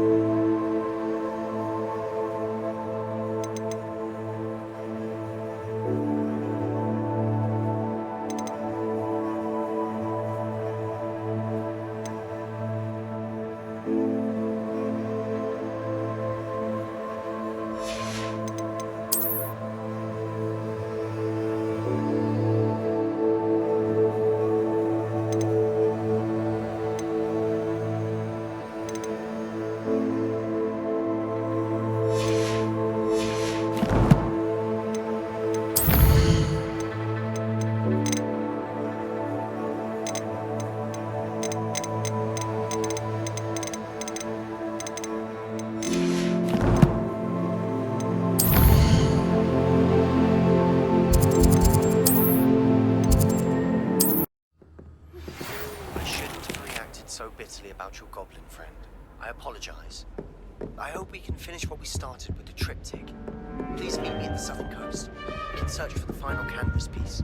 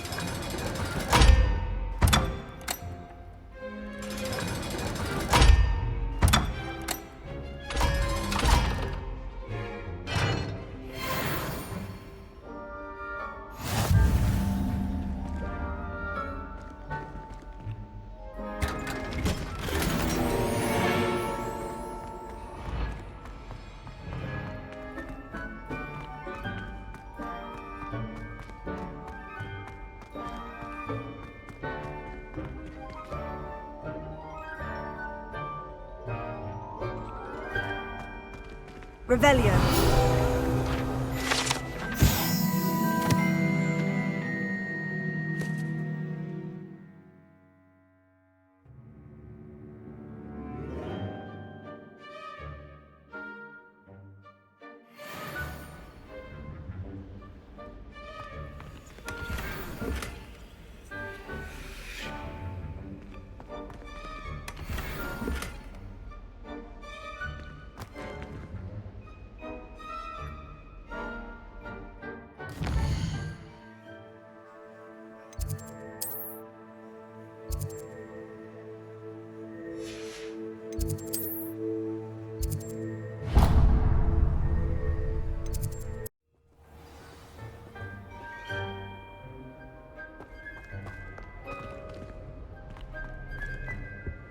He's absolutely sweet on me.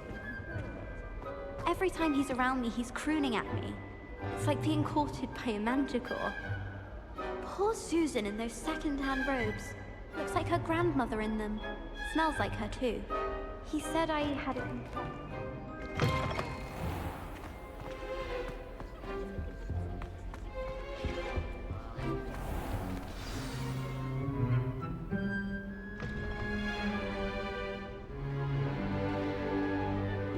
In today's lesson, we will cover a truly thrilling event.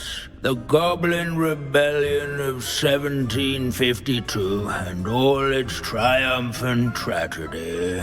But more specifically, we will address the devastating effect it had on the wizard milling industry. Throughout the many goblin battles, countless wizard cloaks were lost. Actually, we do know the number. 632. But history occurs outside the classroom. And look, it's time for my constitutional. One can practically osmose the history flowing through Hogwarts. I think the professor wants us to follow him. And now for a stroll to the bell tower entrance hall. Along with the rest of the castle, it was completed in the late early Middle Ages. The hall and the bell towers that loom above it contain myriad interesting artifacts.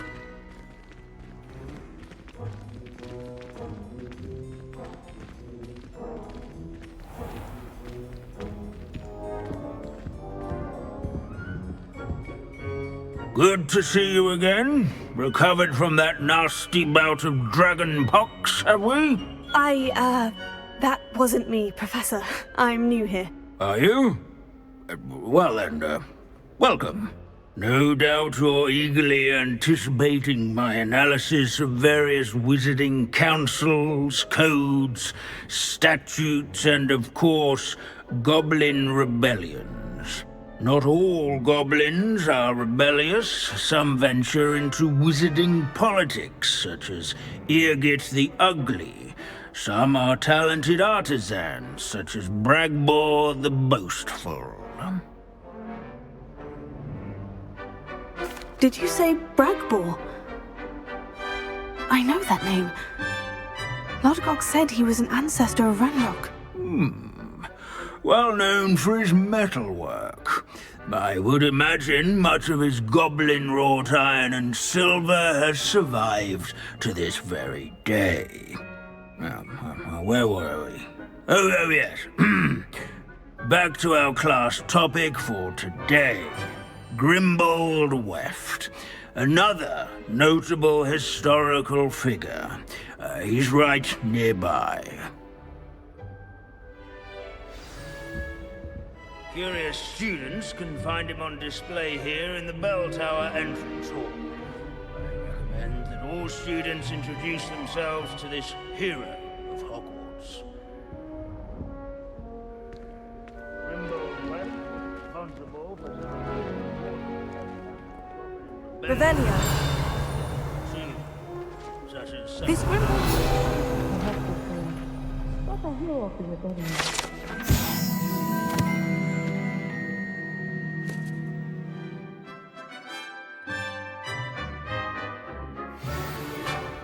Oh yes, I see you found Grimbold Weft. Yes, I rather enjoyed seeking him out. The thrill of the scholarly pursuit. I know the feeling quite well. Now, let's turn our attention to the agreeability and general good nature of Sir Athbuddle. He's also nearby. See what you can learn from him for your next assignment. Standing in eternal but symbolic watch over the bell tower is a retinue of loyal knights, or rather, statues of knights, I should clarify. Revelio. Keen-eyed students will spot the statue of Sir Athbuddle of the cheerful countenance nestled among the ranks. His fame was not won by vanquishing foes.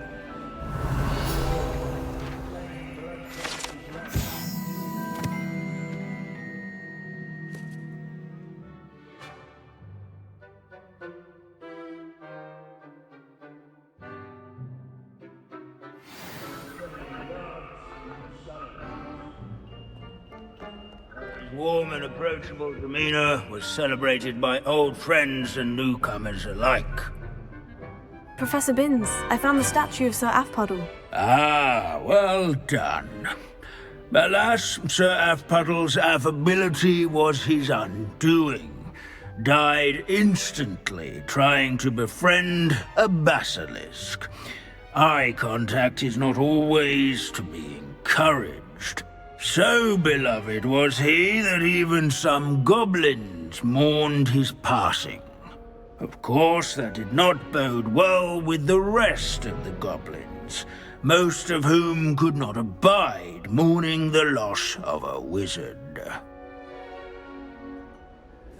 Pity goblins and wizards can't get along. True, but imagine how dull my lectures would be without goblin rebellions to discuss. History does tend to repeat. It is a series of patterns, a thought both comforting and disconcerting. The wise student, such as yourself, will learn from it.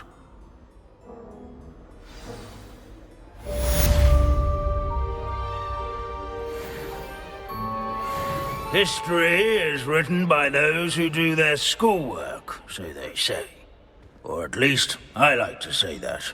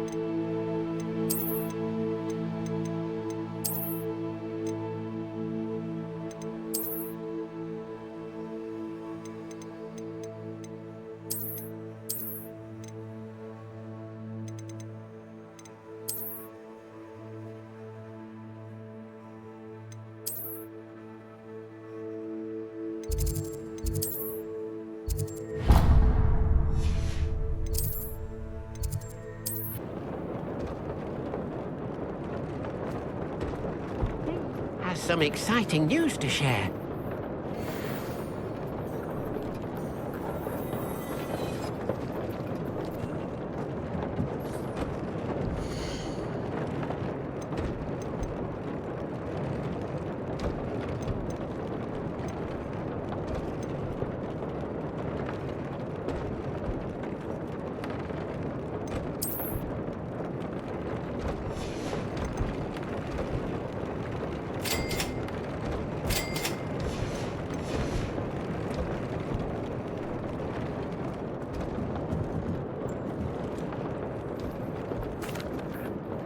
Hello, Deke. Professor Weasley said you had an idea. Indeed, Deke does.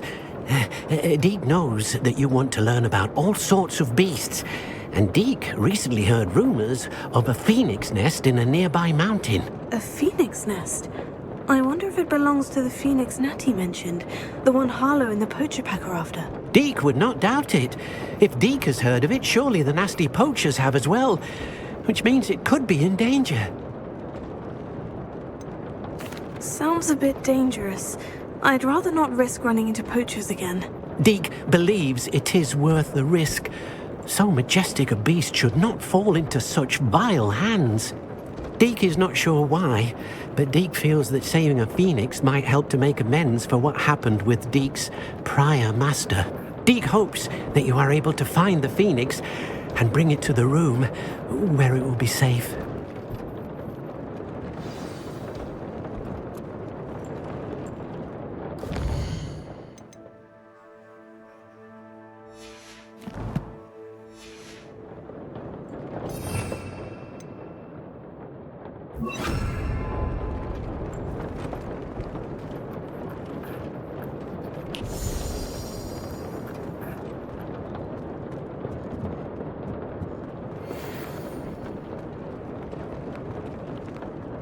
Deke thinks you should be proud of all the potions you've brewed.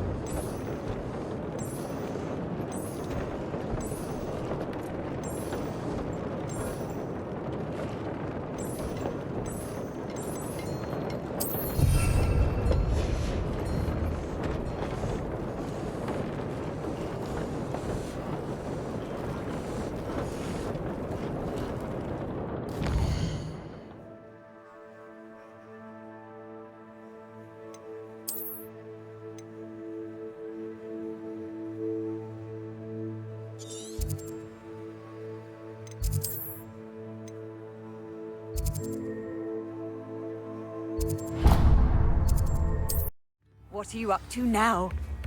Hengist of Woodcroft certainly knew how to plan a city. I beg your pardon, but would you mind helping out an old woman? Is everything all right? Oh, bless you! Oh, thank you for asking. I'm Betty.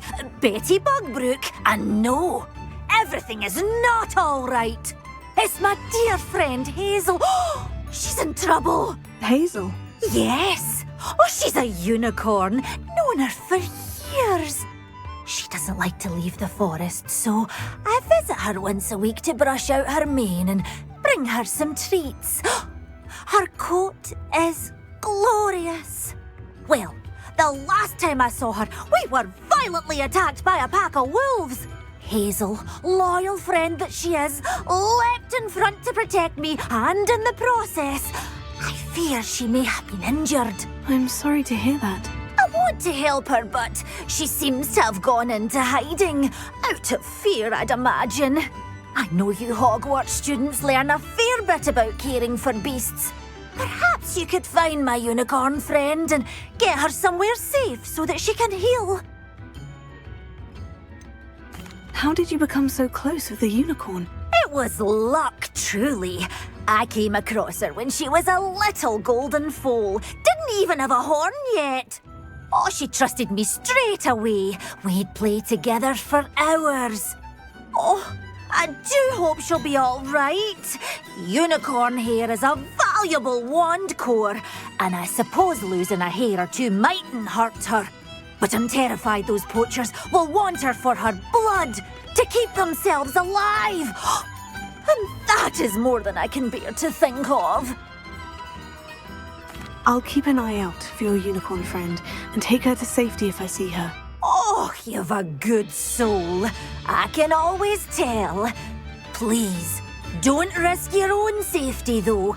I don't know precisely where she is, but I can tell you that her den is north of Hogsmeade. And although I haven't been able to brush her lately, I imagine she still has the brightest, most beautiful coat of her entire herd. Remember?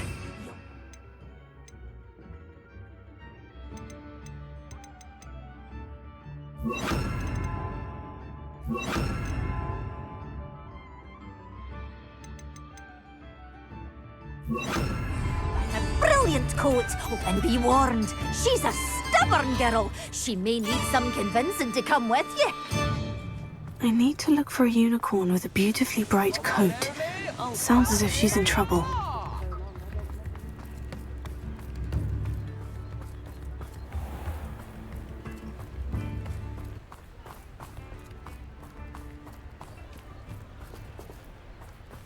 Revelio.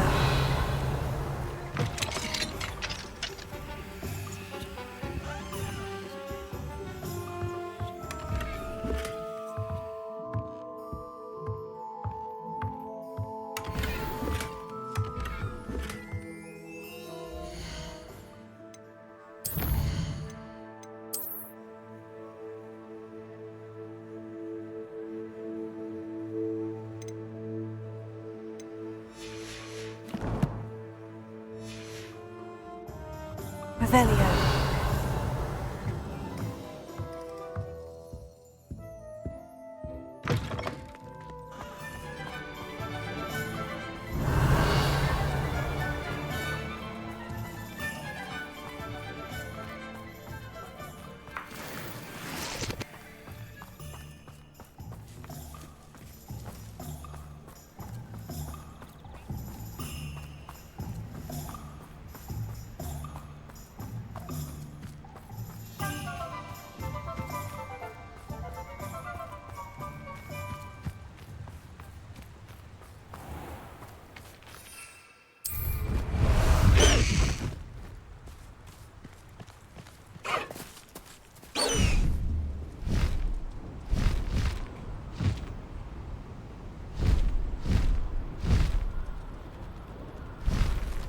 Castle. Must have been quite stately in its time.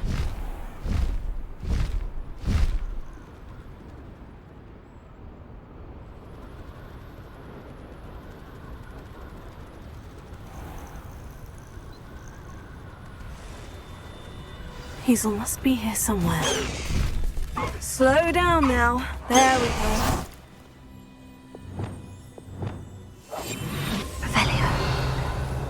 Come on, Hazel.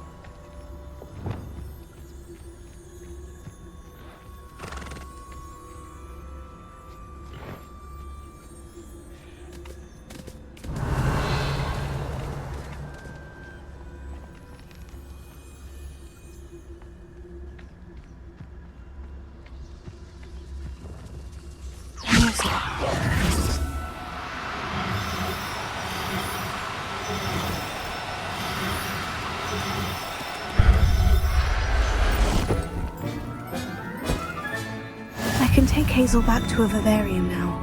I should let Madame Bugbrook know she's safe.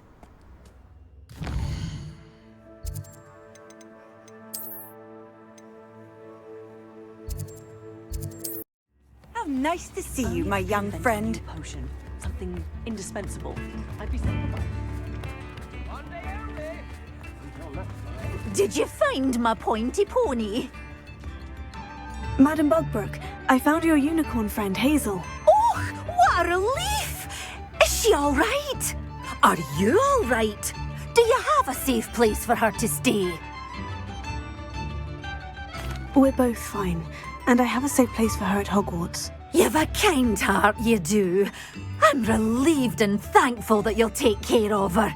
I shall miss my sweet pointy pony, but I know she's safer away from the poachers. Do give her a nice brushing for me, won't you?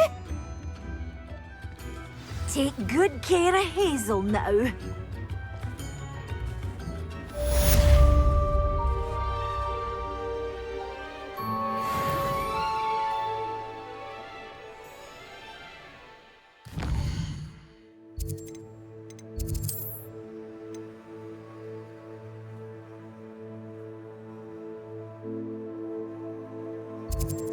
handy resource indeed, your field guide. I'm most pleased to be included. Standing behind a till, counting.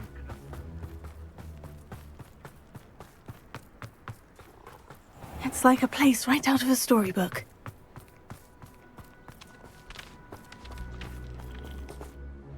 Hello again, Miss Wolf. Hello again. What can I do for you?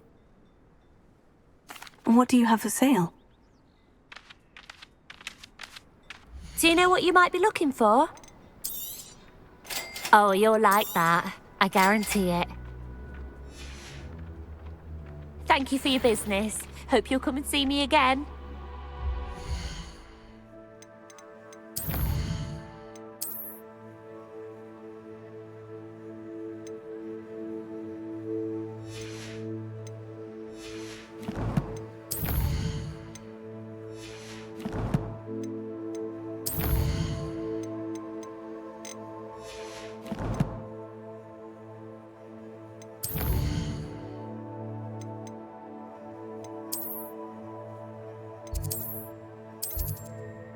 Of all the potions you've brewed.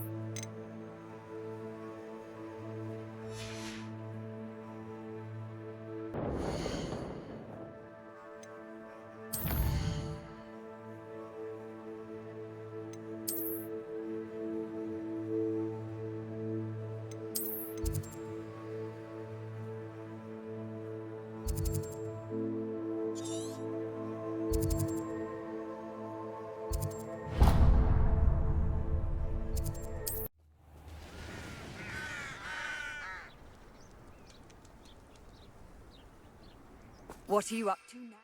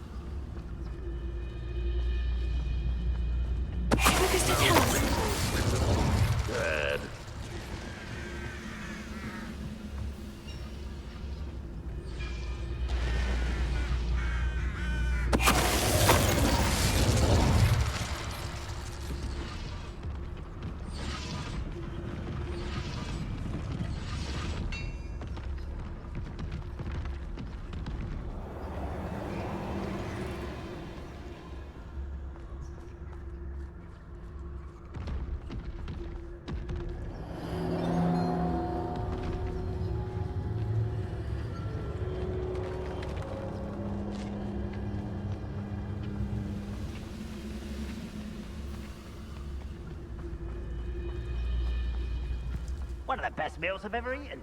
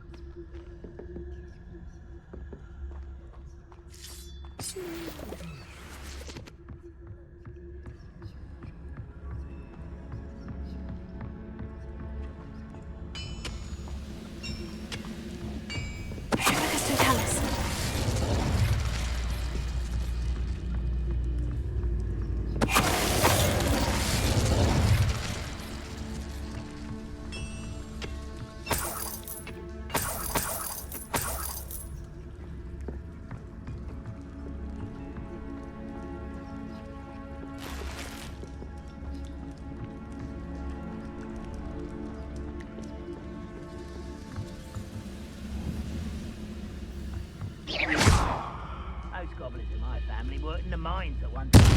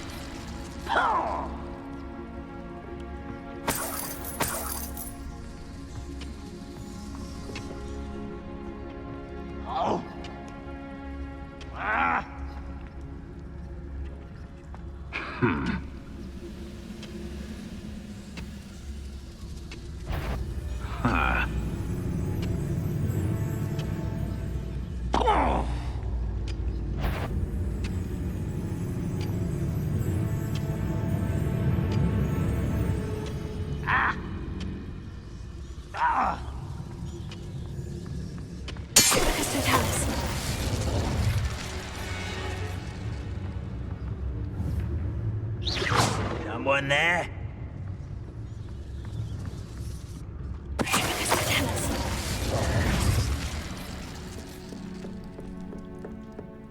This looks intriguing. Confringo! Revelio.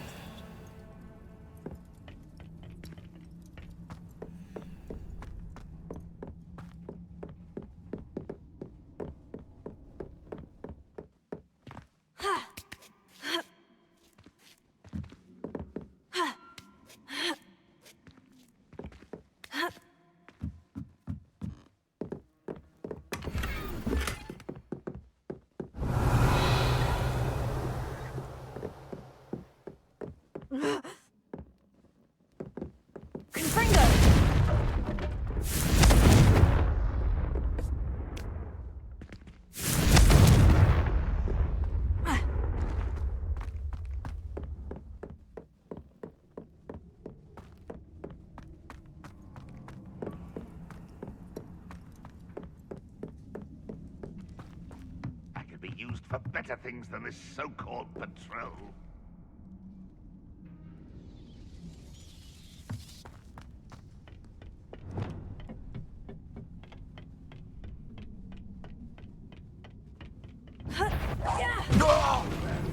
Bombarda! Ranrock has fooled you all to your demise. Revelio.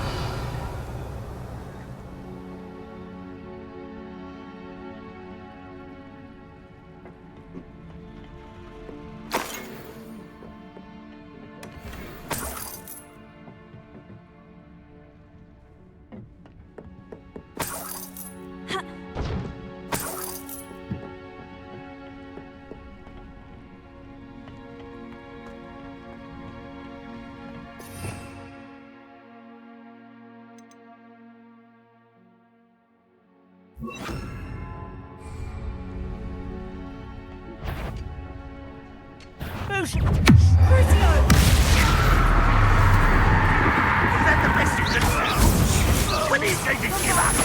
Not this fight will see. Descendo!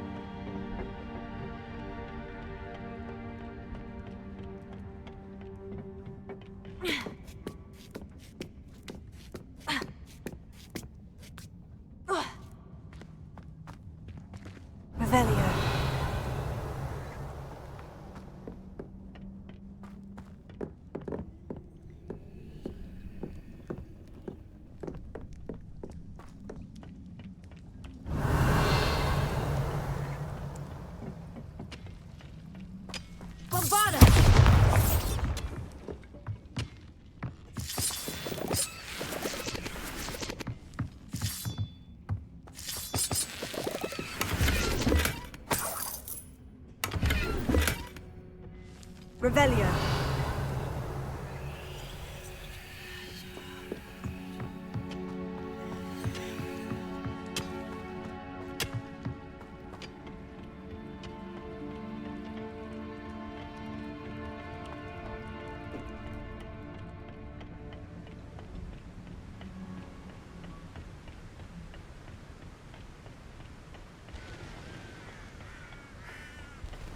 Oh, nice to see you here. Ah, isn't the sea air refreshing? Revelio.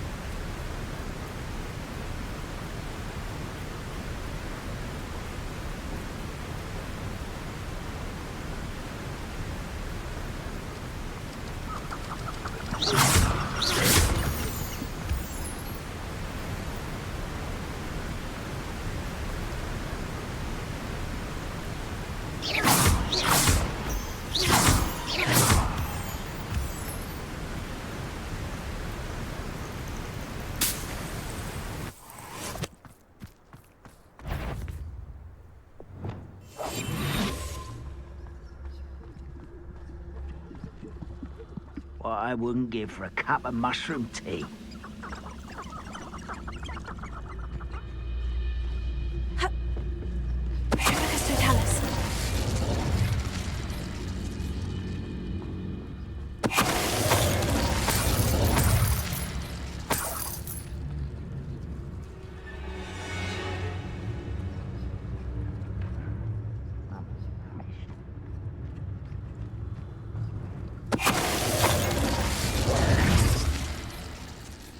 Revelio.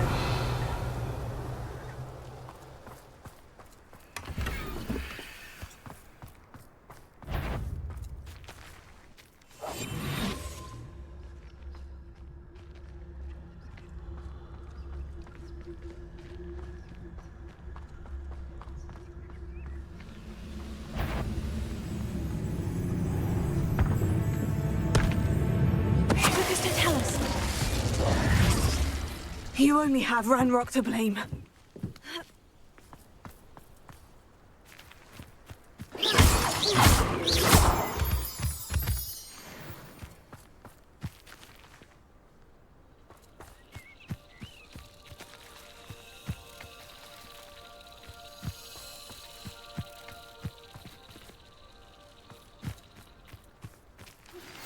That relic is the key to saving Anne. I know it. Meet me outside of Feldcroft as soon as you can.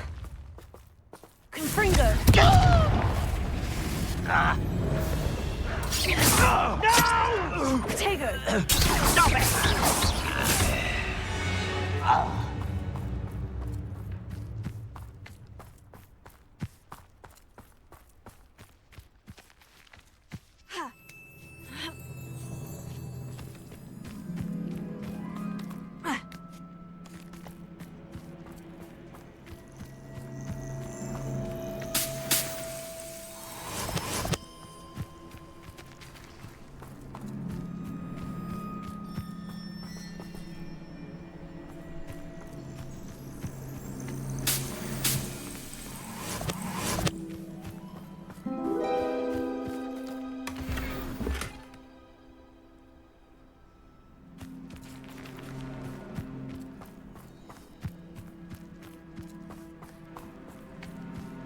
Revelio.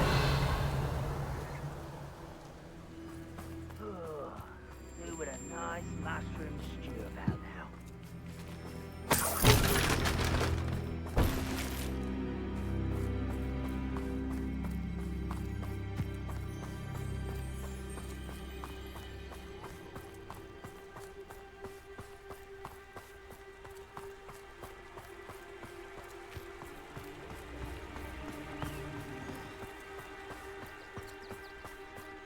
Revelio.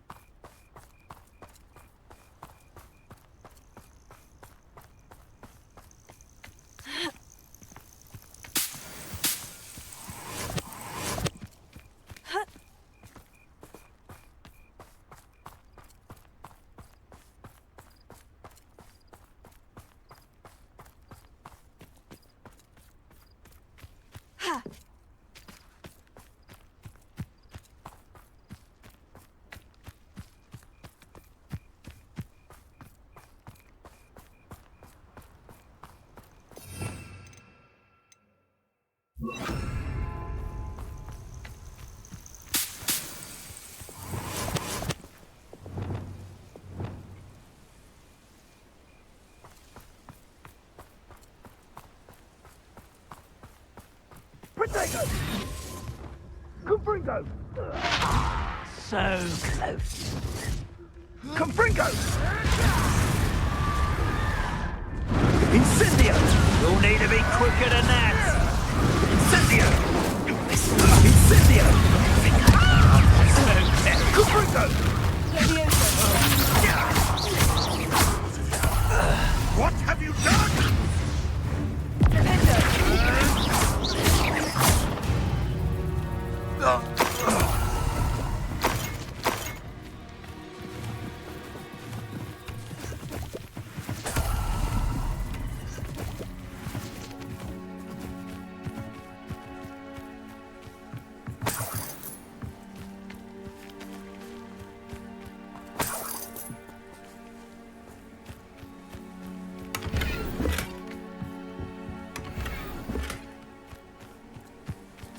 Revelio.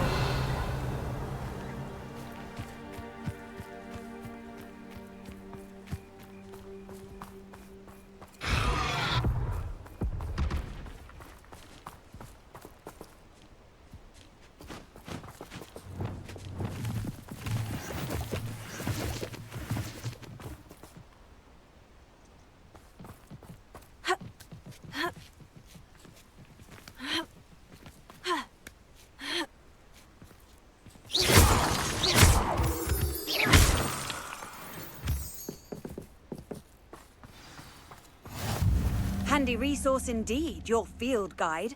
I'm most pleased to be included.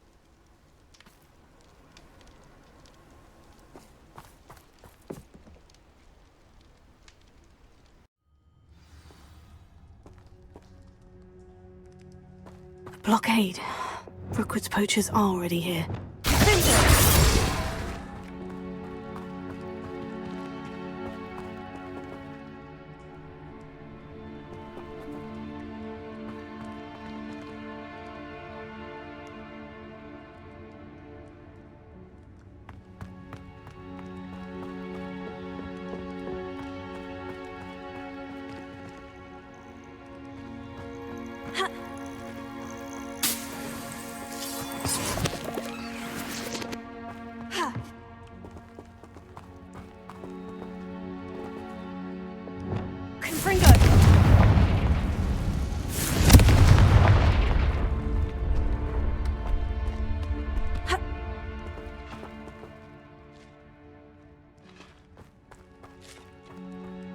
Could the Phoenix be in there?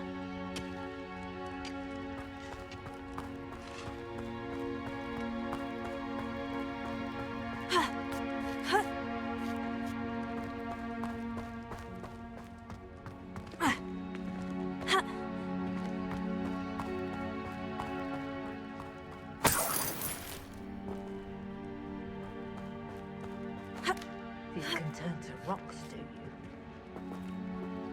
Keep looking.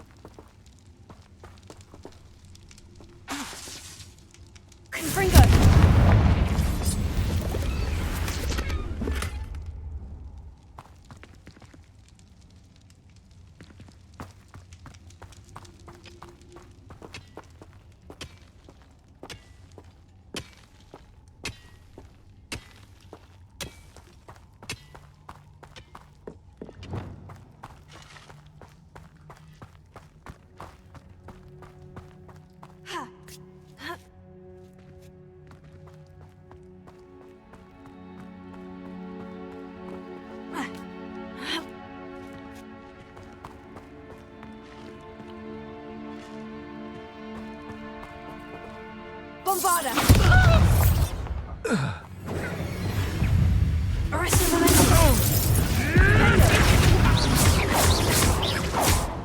What would you...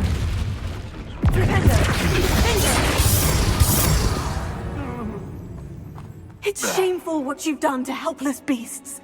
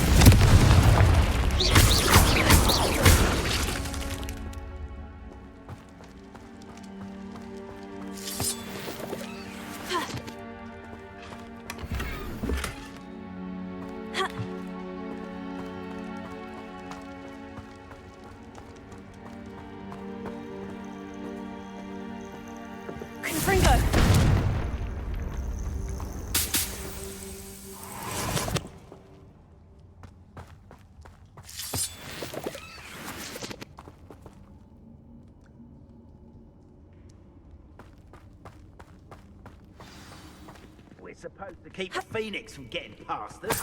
Things can fly. More poachers. How many are there? Ah, but a purse made of unicorn skin.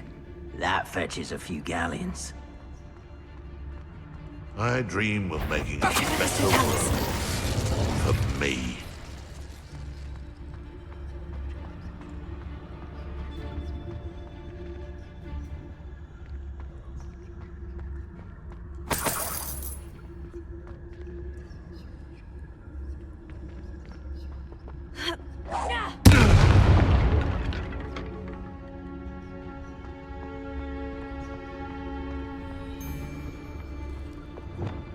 You better be a beast.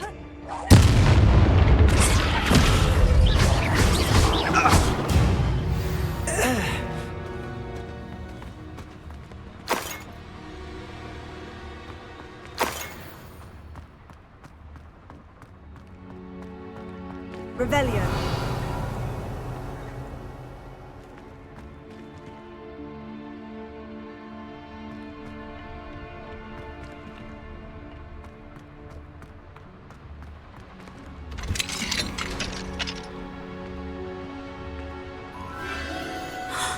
The Phoenix.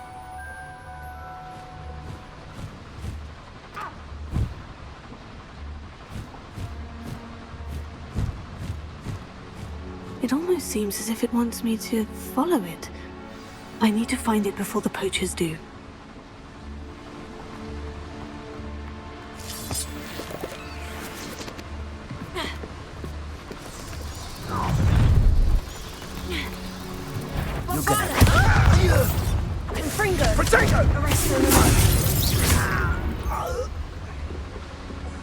Your poaching days are over.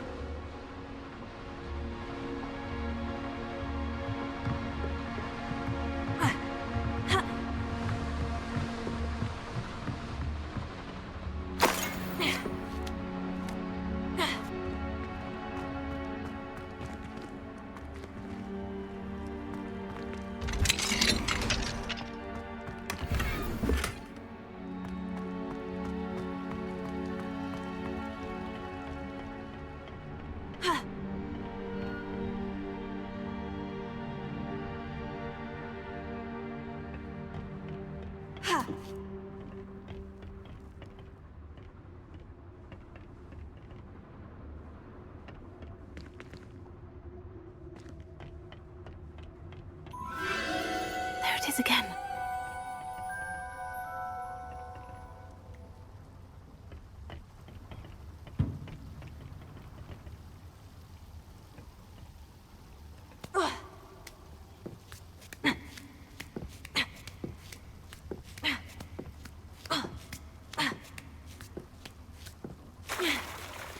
Revelio.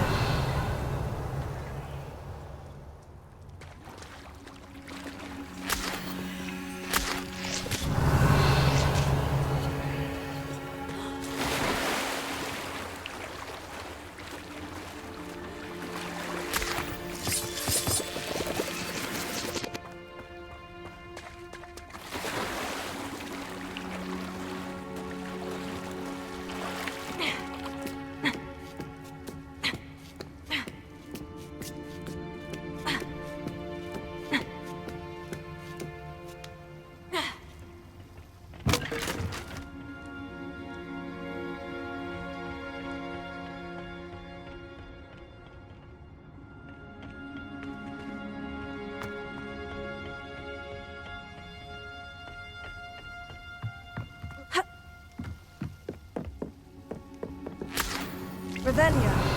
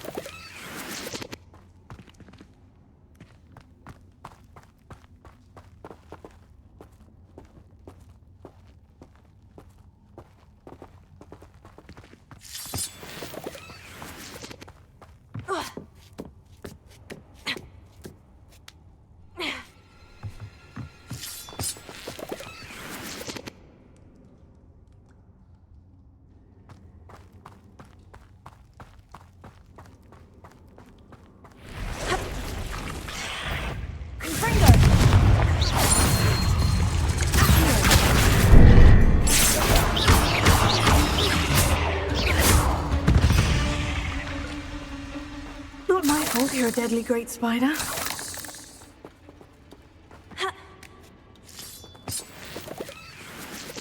Revelio.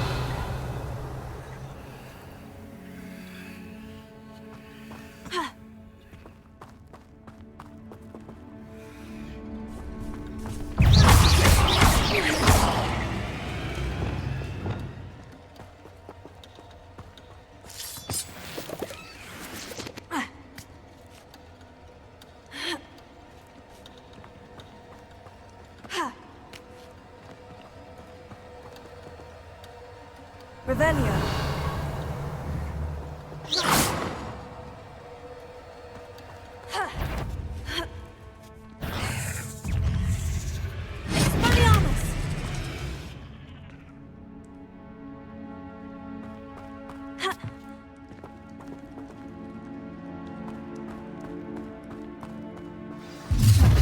Well, it isn't a little hypocrite. You're not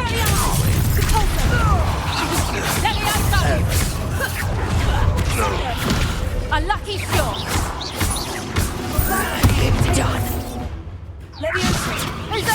I'll watch the light. Leviosa. No!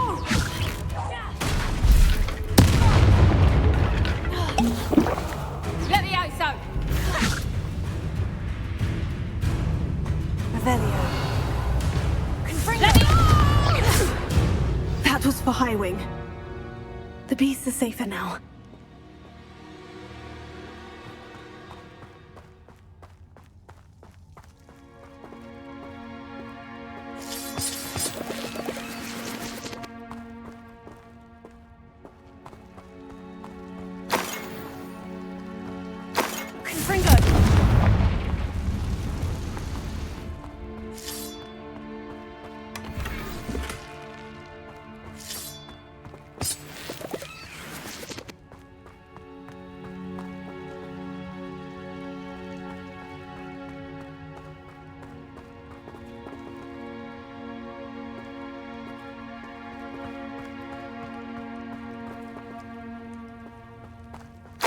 Revelio.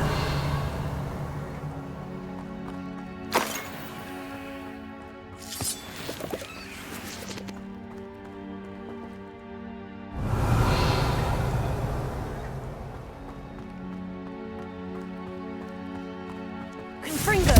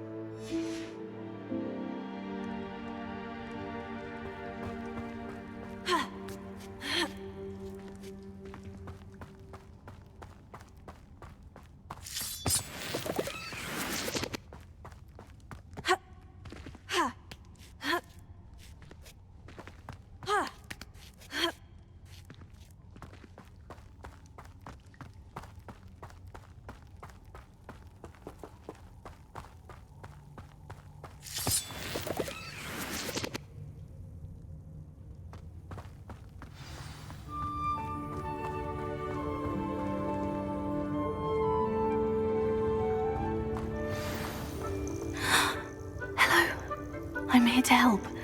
I can take you somewhere safe.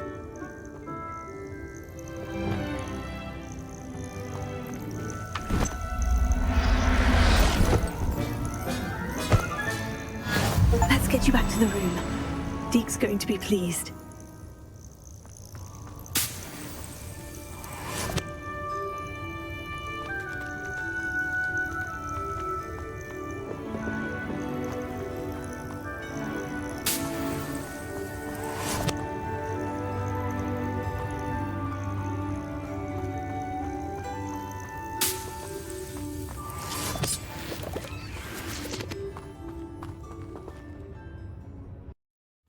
This could prove dangerous if I'm not careful.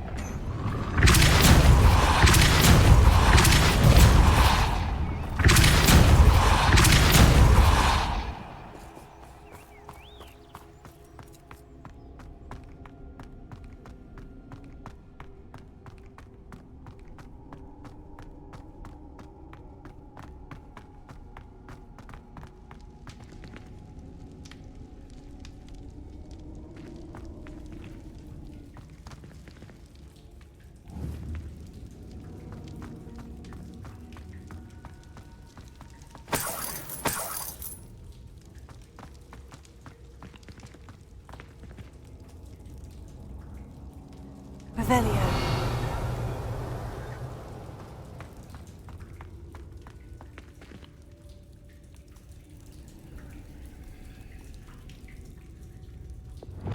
Wingardium Leviosa.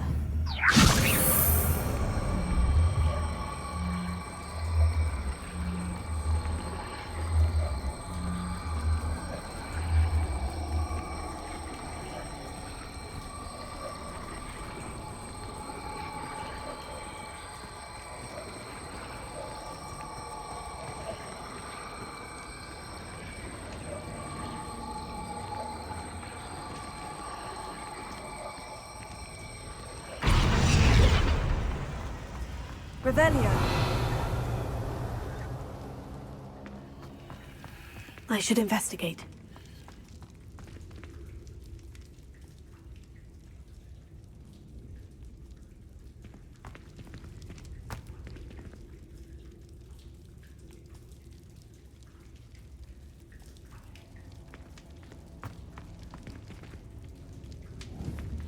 Wingardium Leviosa.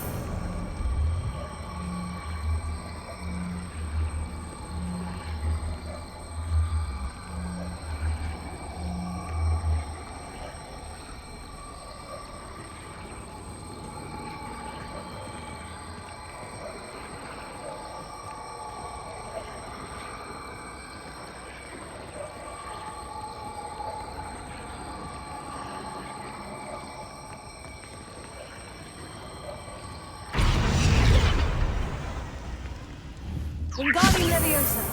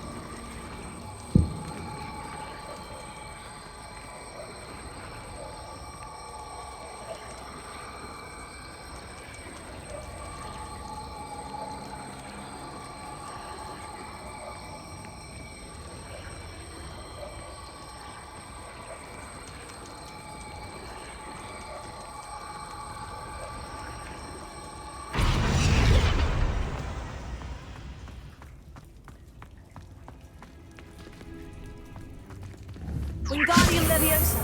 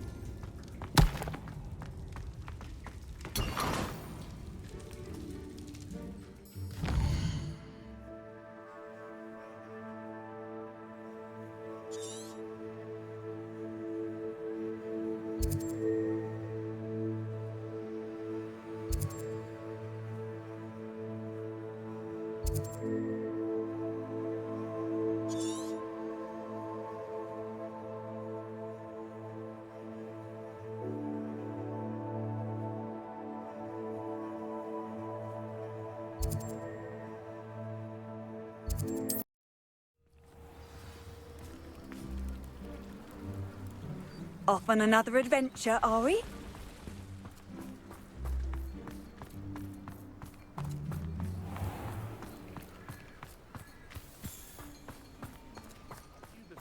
Who ran all those goblin loyalists off? I can't tell you what a relief that was to everyone in Lower Hogsfield. Hello, Mr. Semi. What can I do for you? What do you have for sale? What can I help you with today?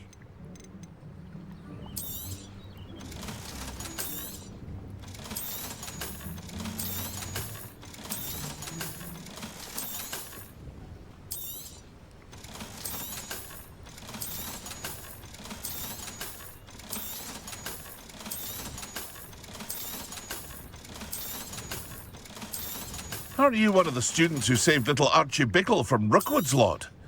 Such a noble thing to have done.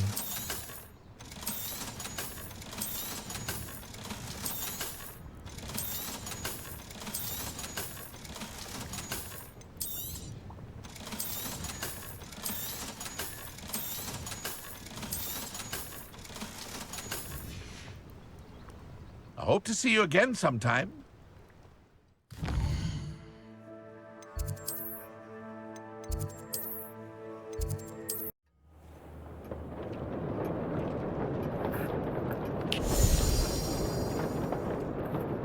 Did you find the phoenix? Yes, Deke, and I rescued it from the poachers. I have it here. It's safe. Remarkable! Well, what are you waiting for? Deke cannot wait to...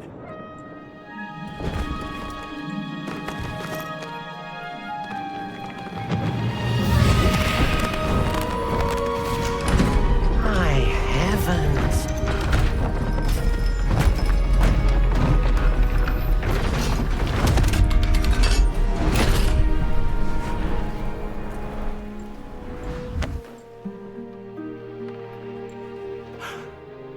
What a beauty.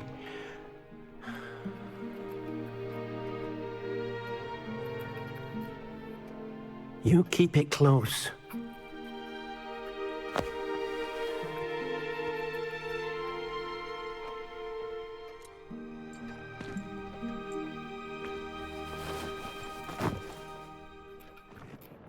Professor Weasley and Deke were right to tell you about the Room of Requirement. Look at all you've done, and how many beasts you've rescued. A phoenix is safe now, because of you. I couldn't have done it without your help, Deke. Thank you. Deke is grateful for the kind words, and also grateful to have been of assistance to someone like yourself. Helping you do such good for so many beasts has given Deke a sense of peace Deke hasn't known in years. Deke will always be here for you when you need him.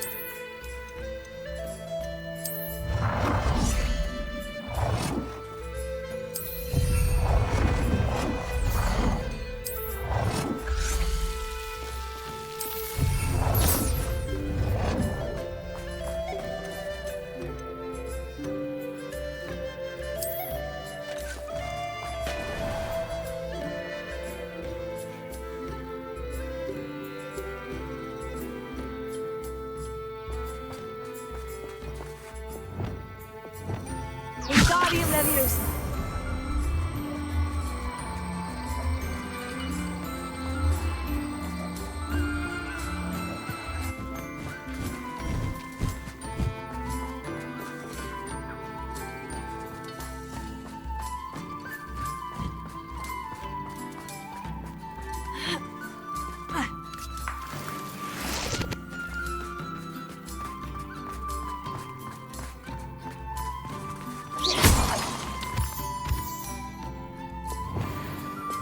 Bombarda!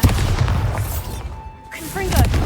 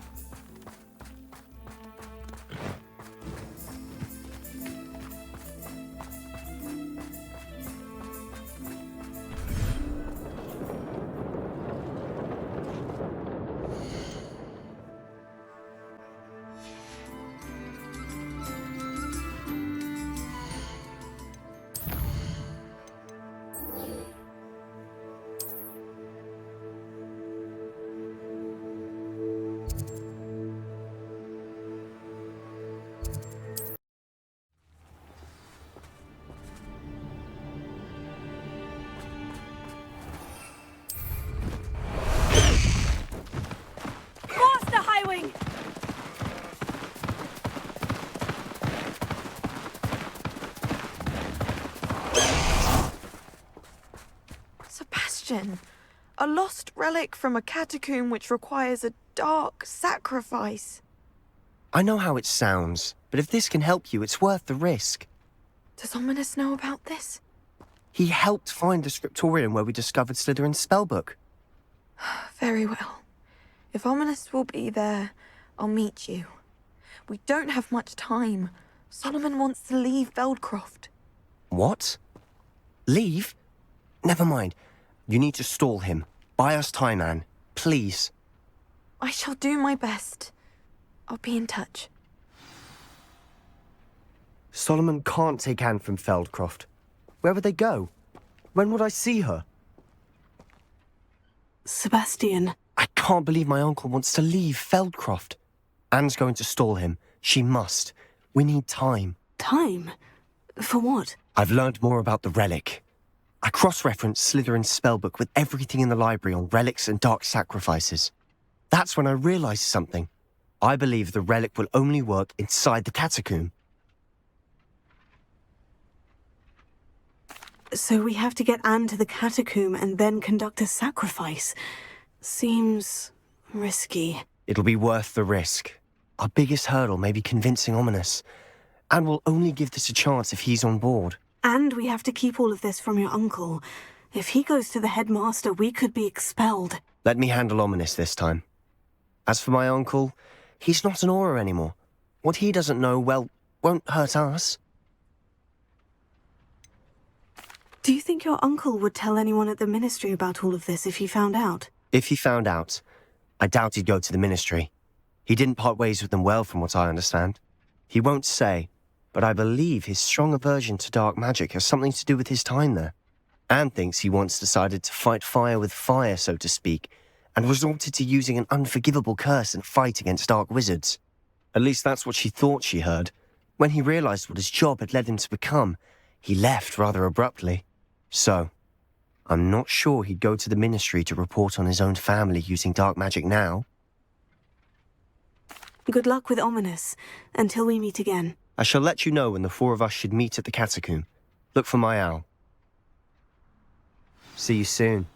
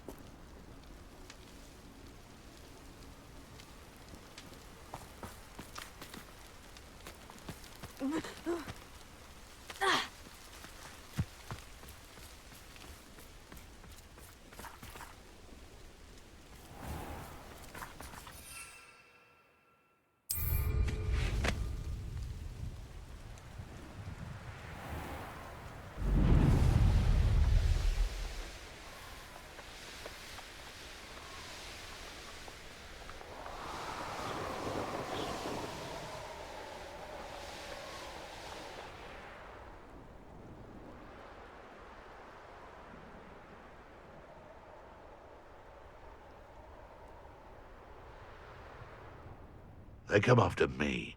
I'll stick 'em like a nogtail.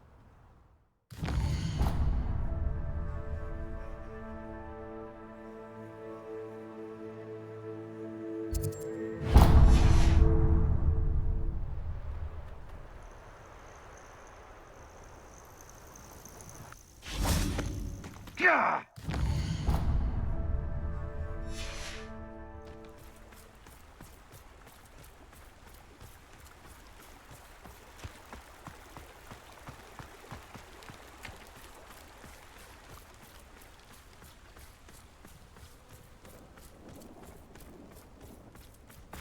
Revelio.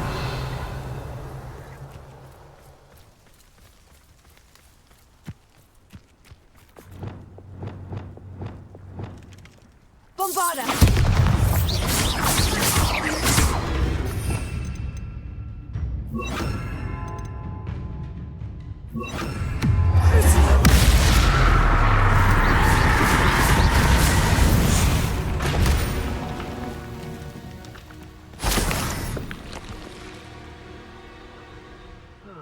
Revelio.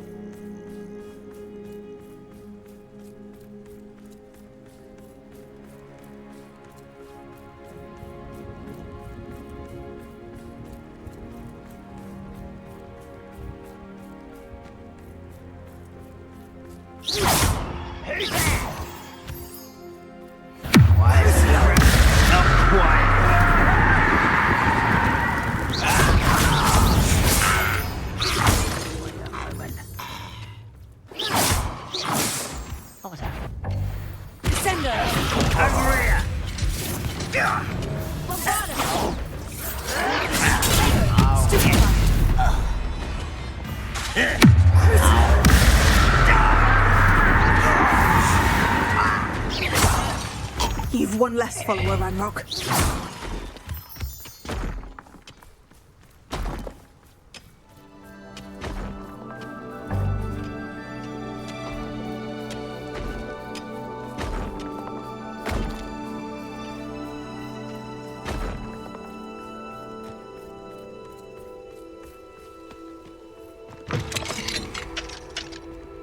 This looks intriguing.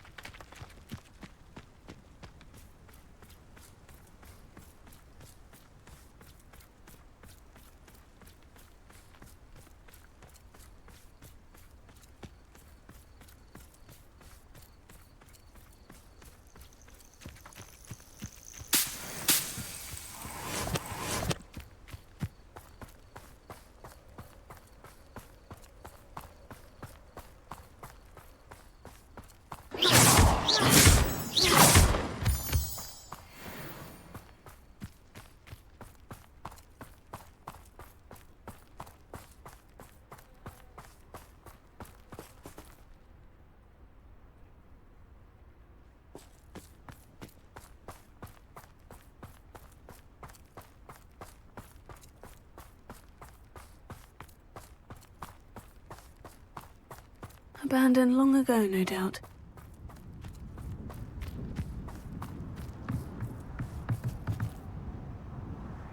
Revelio.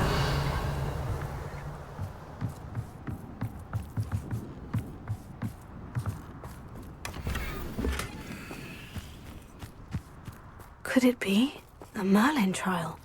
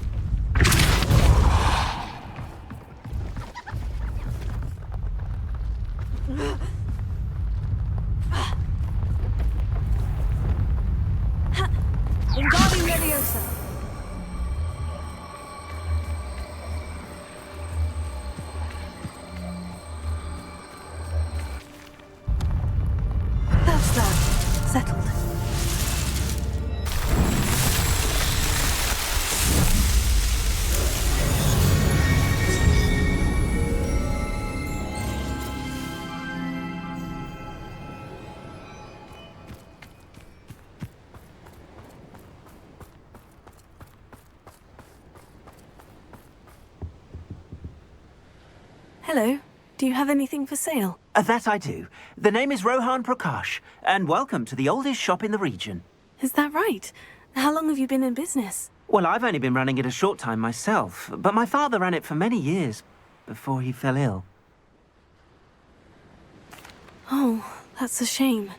I'm sorry about your father. Oh, he's still around. Would love to be doing what I'm doing. Until he is able, however, I will gladly manage it for the both of us. But for now, a word about your health and safety.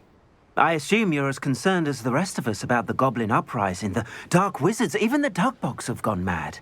But our shop can sell you any number of supplies that will help to keep you safe from all of that. Please have a look, and do come back. You're always welcome here. Thank you, Mr. Prakash. Best of luck to you and your father. I appreciate your words. What do you have for sale? Please have a look.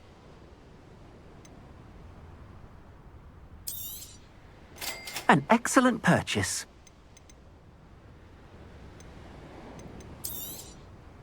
Thank you kindly for your business.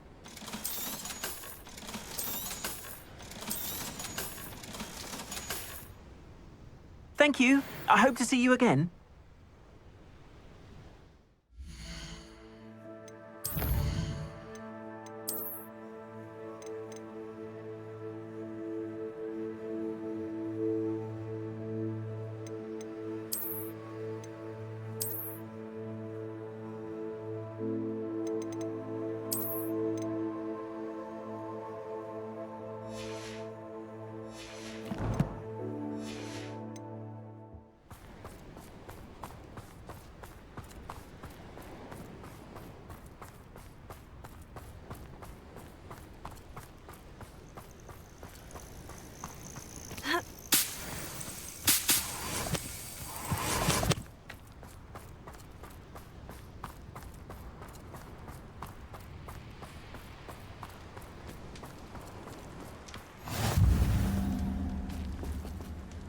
The wizards will be defeated.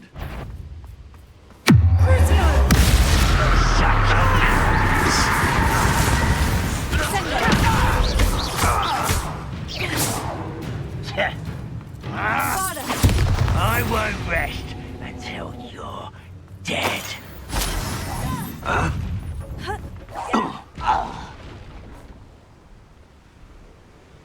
Revelio.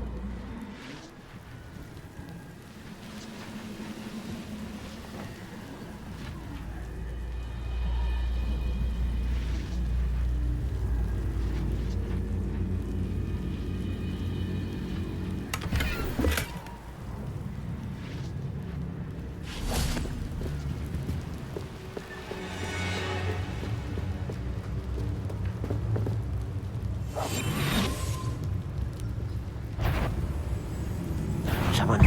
Oh, that was meant for me.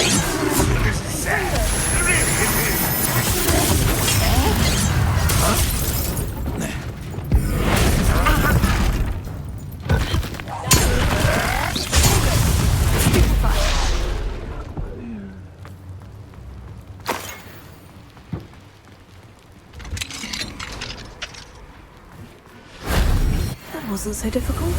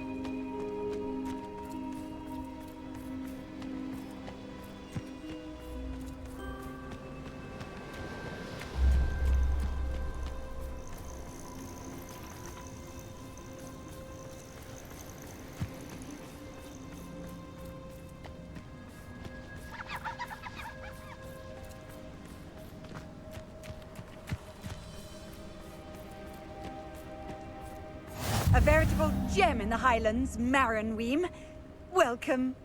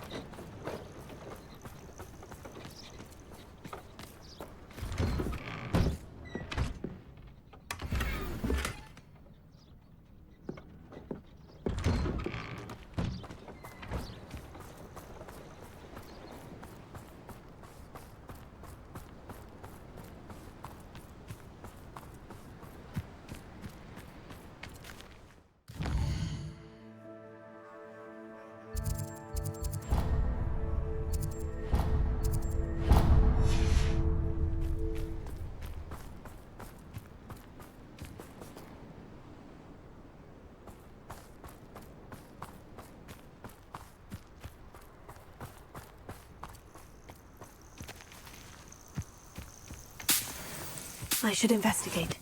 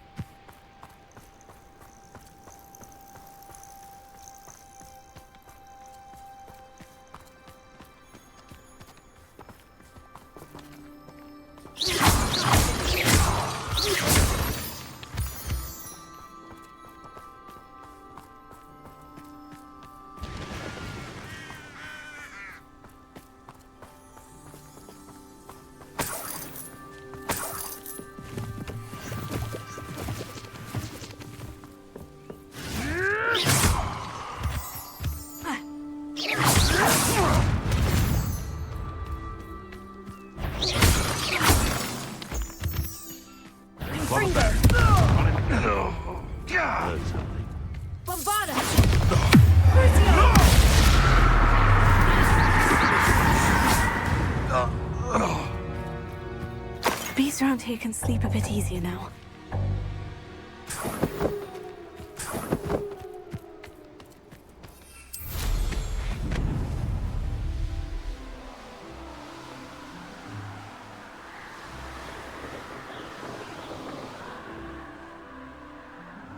This looks intriguing.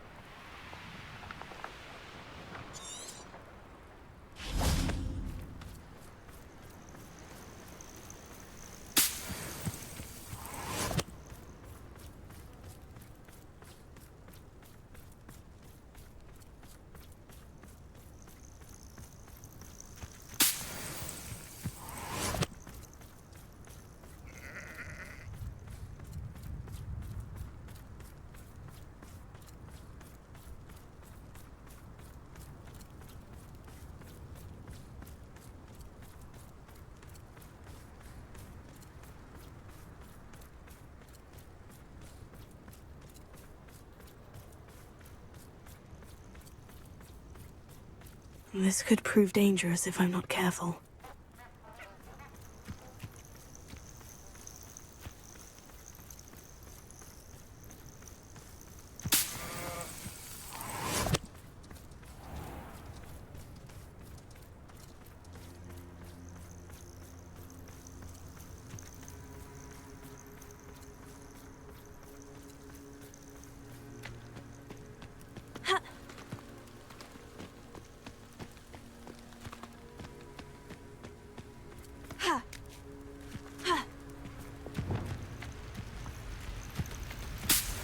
Revelio. Wingardium Leviosa.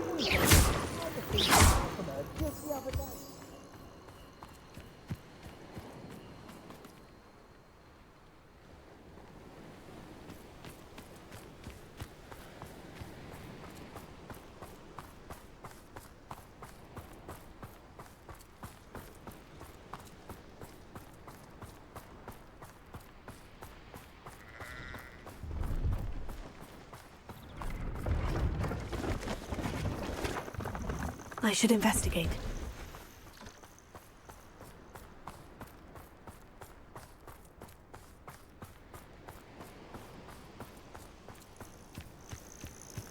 Thinking in terms of good and evil merely indicates a limited imagination, in my opinion.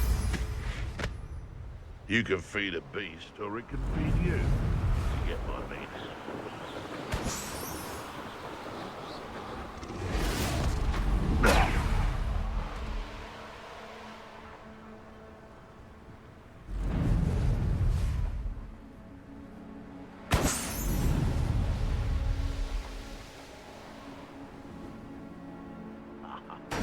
What a talk of romance. Last time I saw you with a rose was when you stuck your finger on one trying to hide a sack of galleons.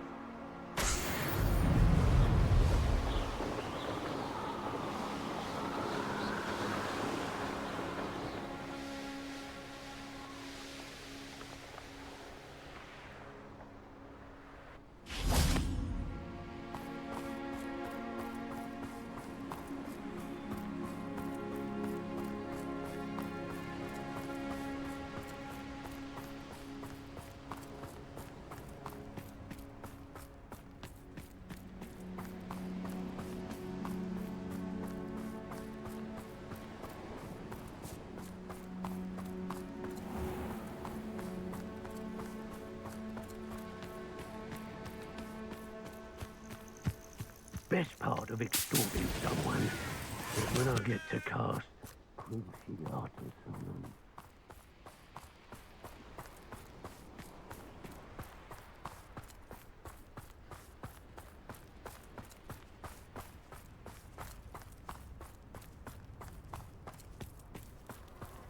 Best place to hunt beasts is the Forbidden Forest.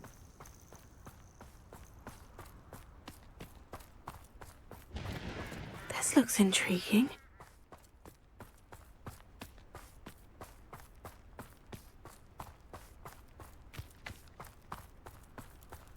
Levioso!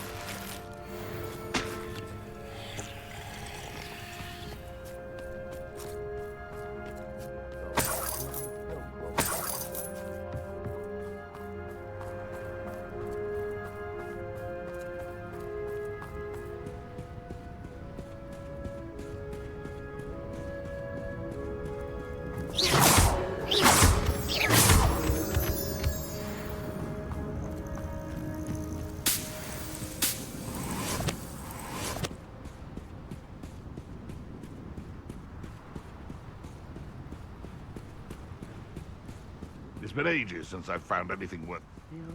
They come after me, they'll rest in head. Protect! Ah, so close. Incendio! Go too hard. Thought you had me.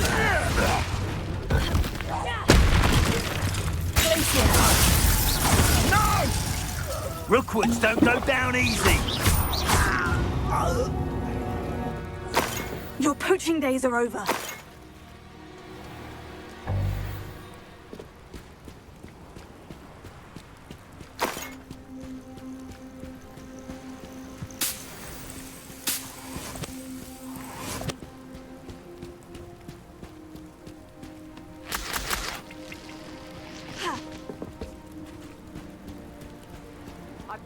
Jericho's been near one of the hamlets. Where do I win?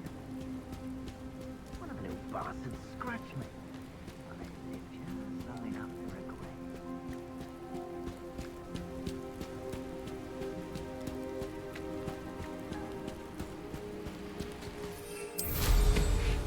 The course looks rather deserted.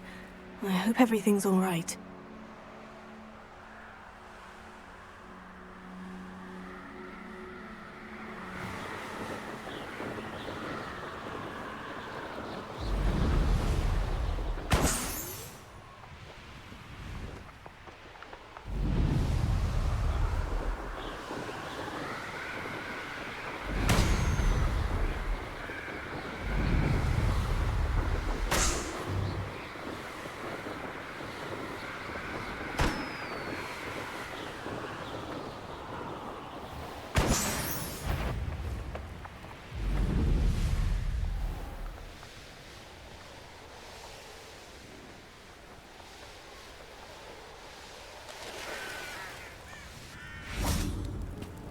Gryffindor, over here!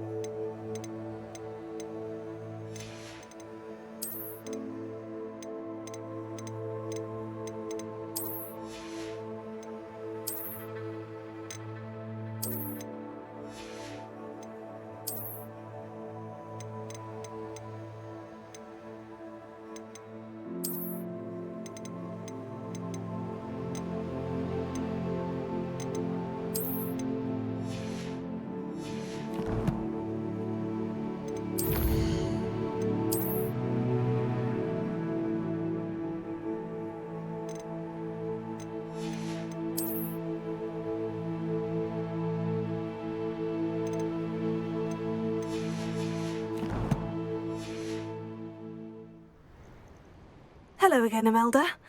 This course is a bit far from the castle, isn't it? Obviously. Evidently too far for most of our classmates. Pathetic. They should be begging me to keep these trials alive, not running scared. I'm surprised our new 5th year showed up. I suppose I appreciate the effort. That's actually, thank you. I know I can be impatient, but I get frustrated by those who don't take things as seriously as I do. And in my experience, that's everyone. Anyway, don't let it go to your head. Right then, enough chatter. I'm confident I've posted a time you won't be able to beat. We'll soon see how I fare, won't we? I'm ready. Get ready to lose, Gryffindor.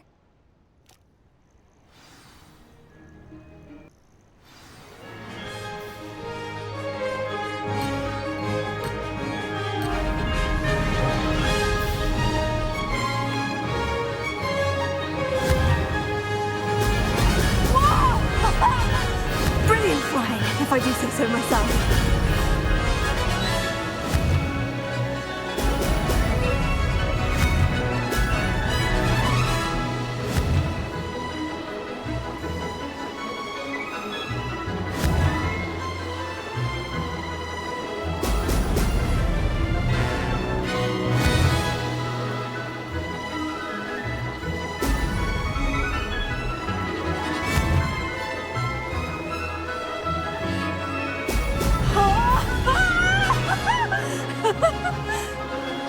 This is going well.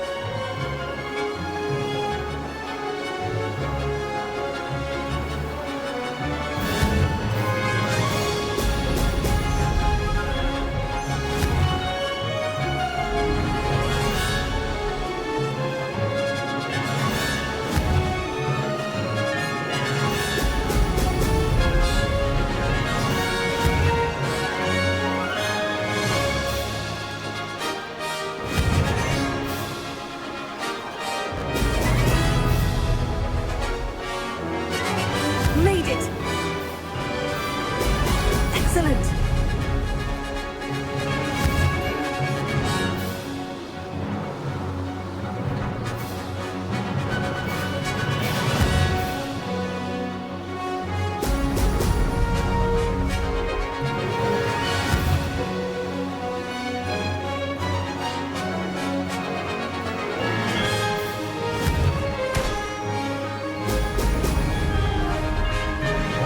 That wasn't too difficult.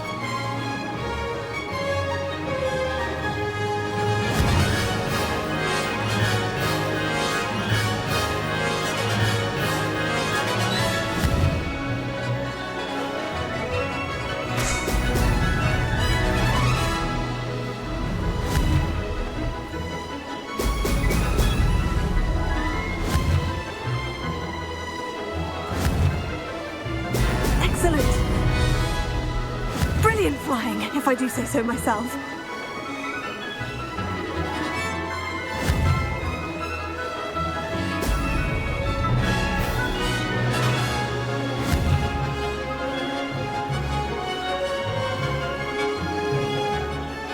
That wasn't bad.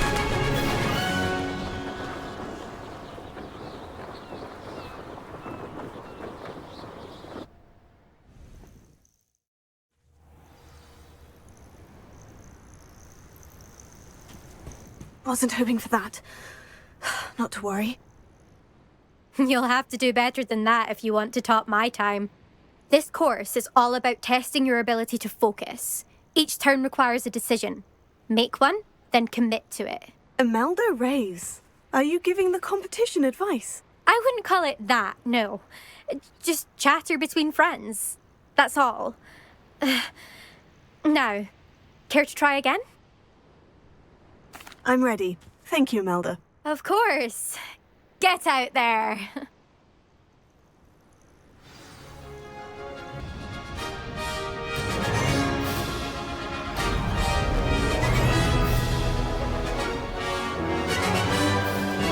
Brilliant flying, if I do say so myself. Brilliant.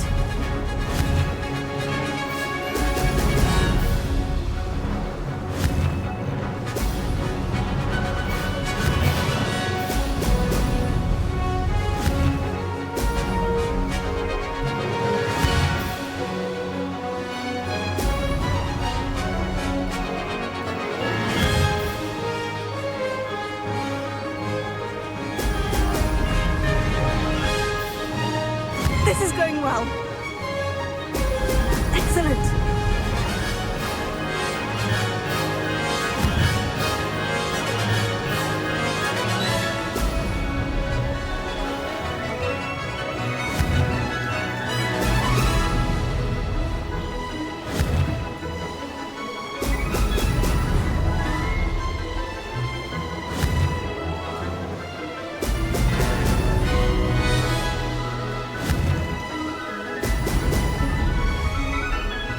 Made it!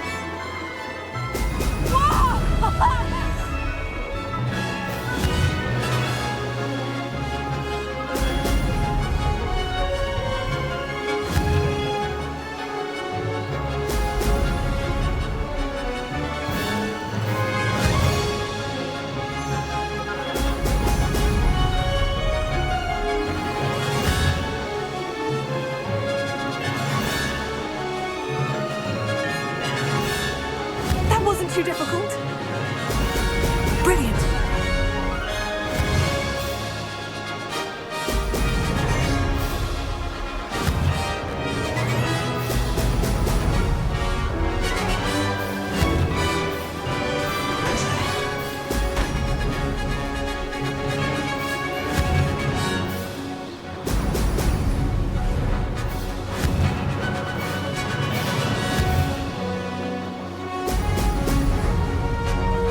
Brilliant flying, if I do say so myself.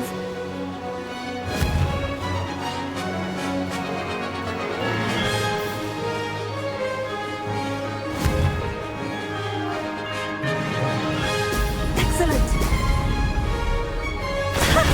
Good, I've got this.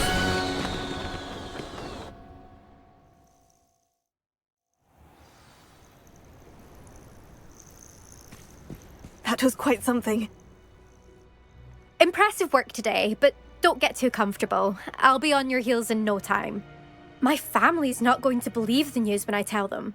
They're almost as competitive as I am. Almost. Do you get your competitiveness from your family? You could say that. My grandfather played Quidditch for Puddlemere United. And my father, well, he was a chaser for Slytherin, but had to stop after a curse took his knees out. Said it was the Gryffindor beater. And me, I fell in love with flying the first time I saw the ground disappear beneath my feet. Something about the freedom you feel on a broom. I've not been able to stop since. Will you keep running these courses? I'll race them myself.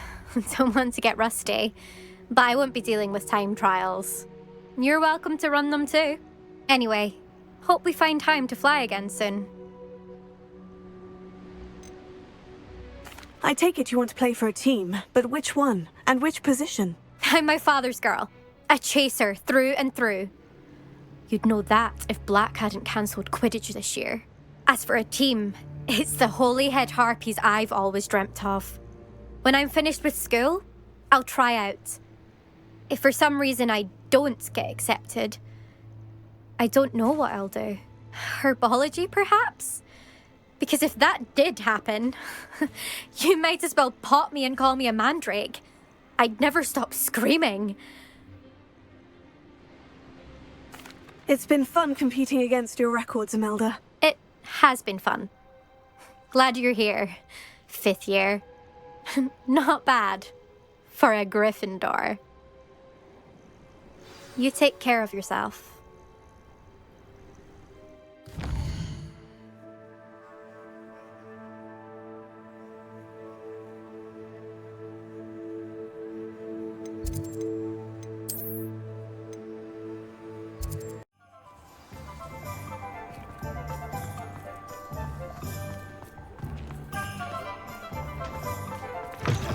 How's my favourite test flyer?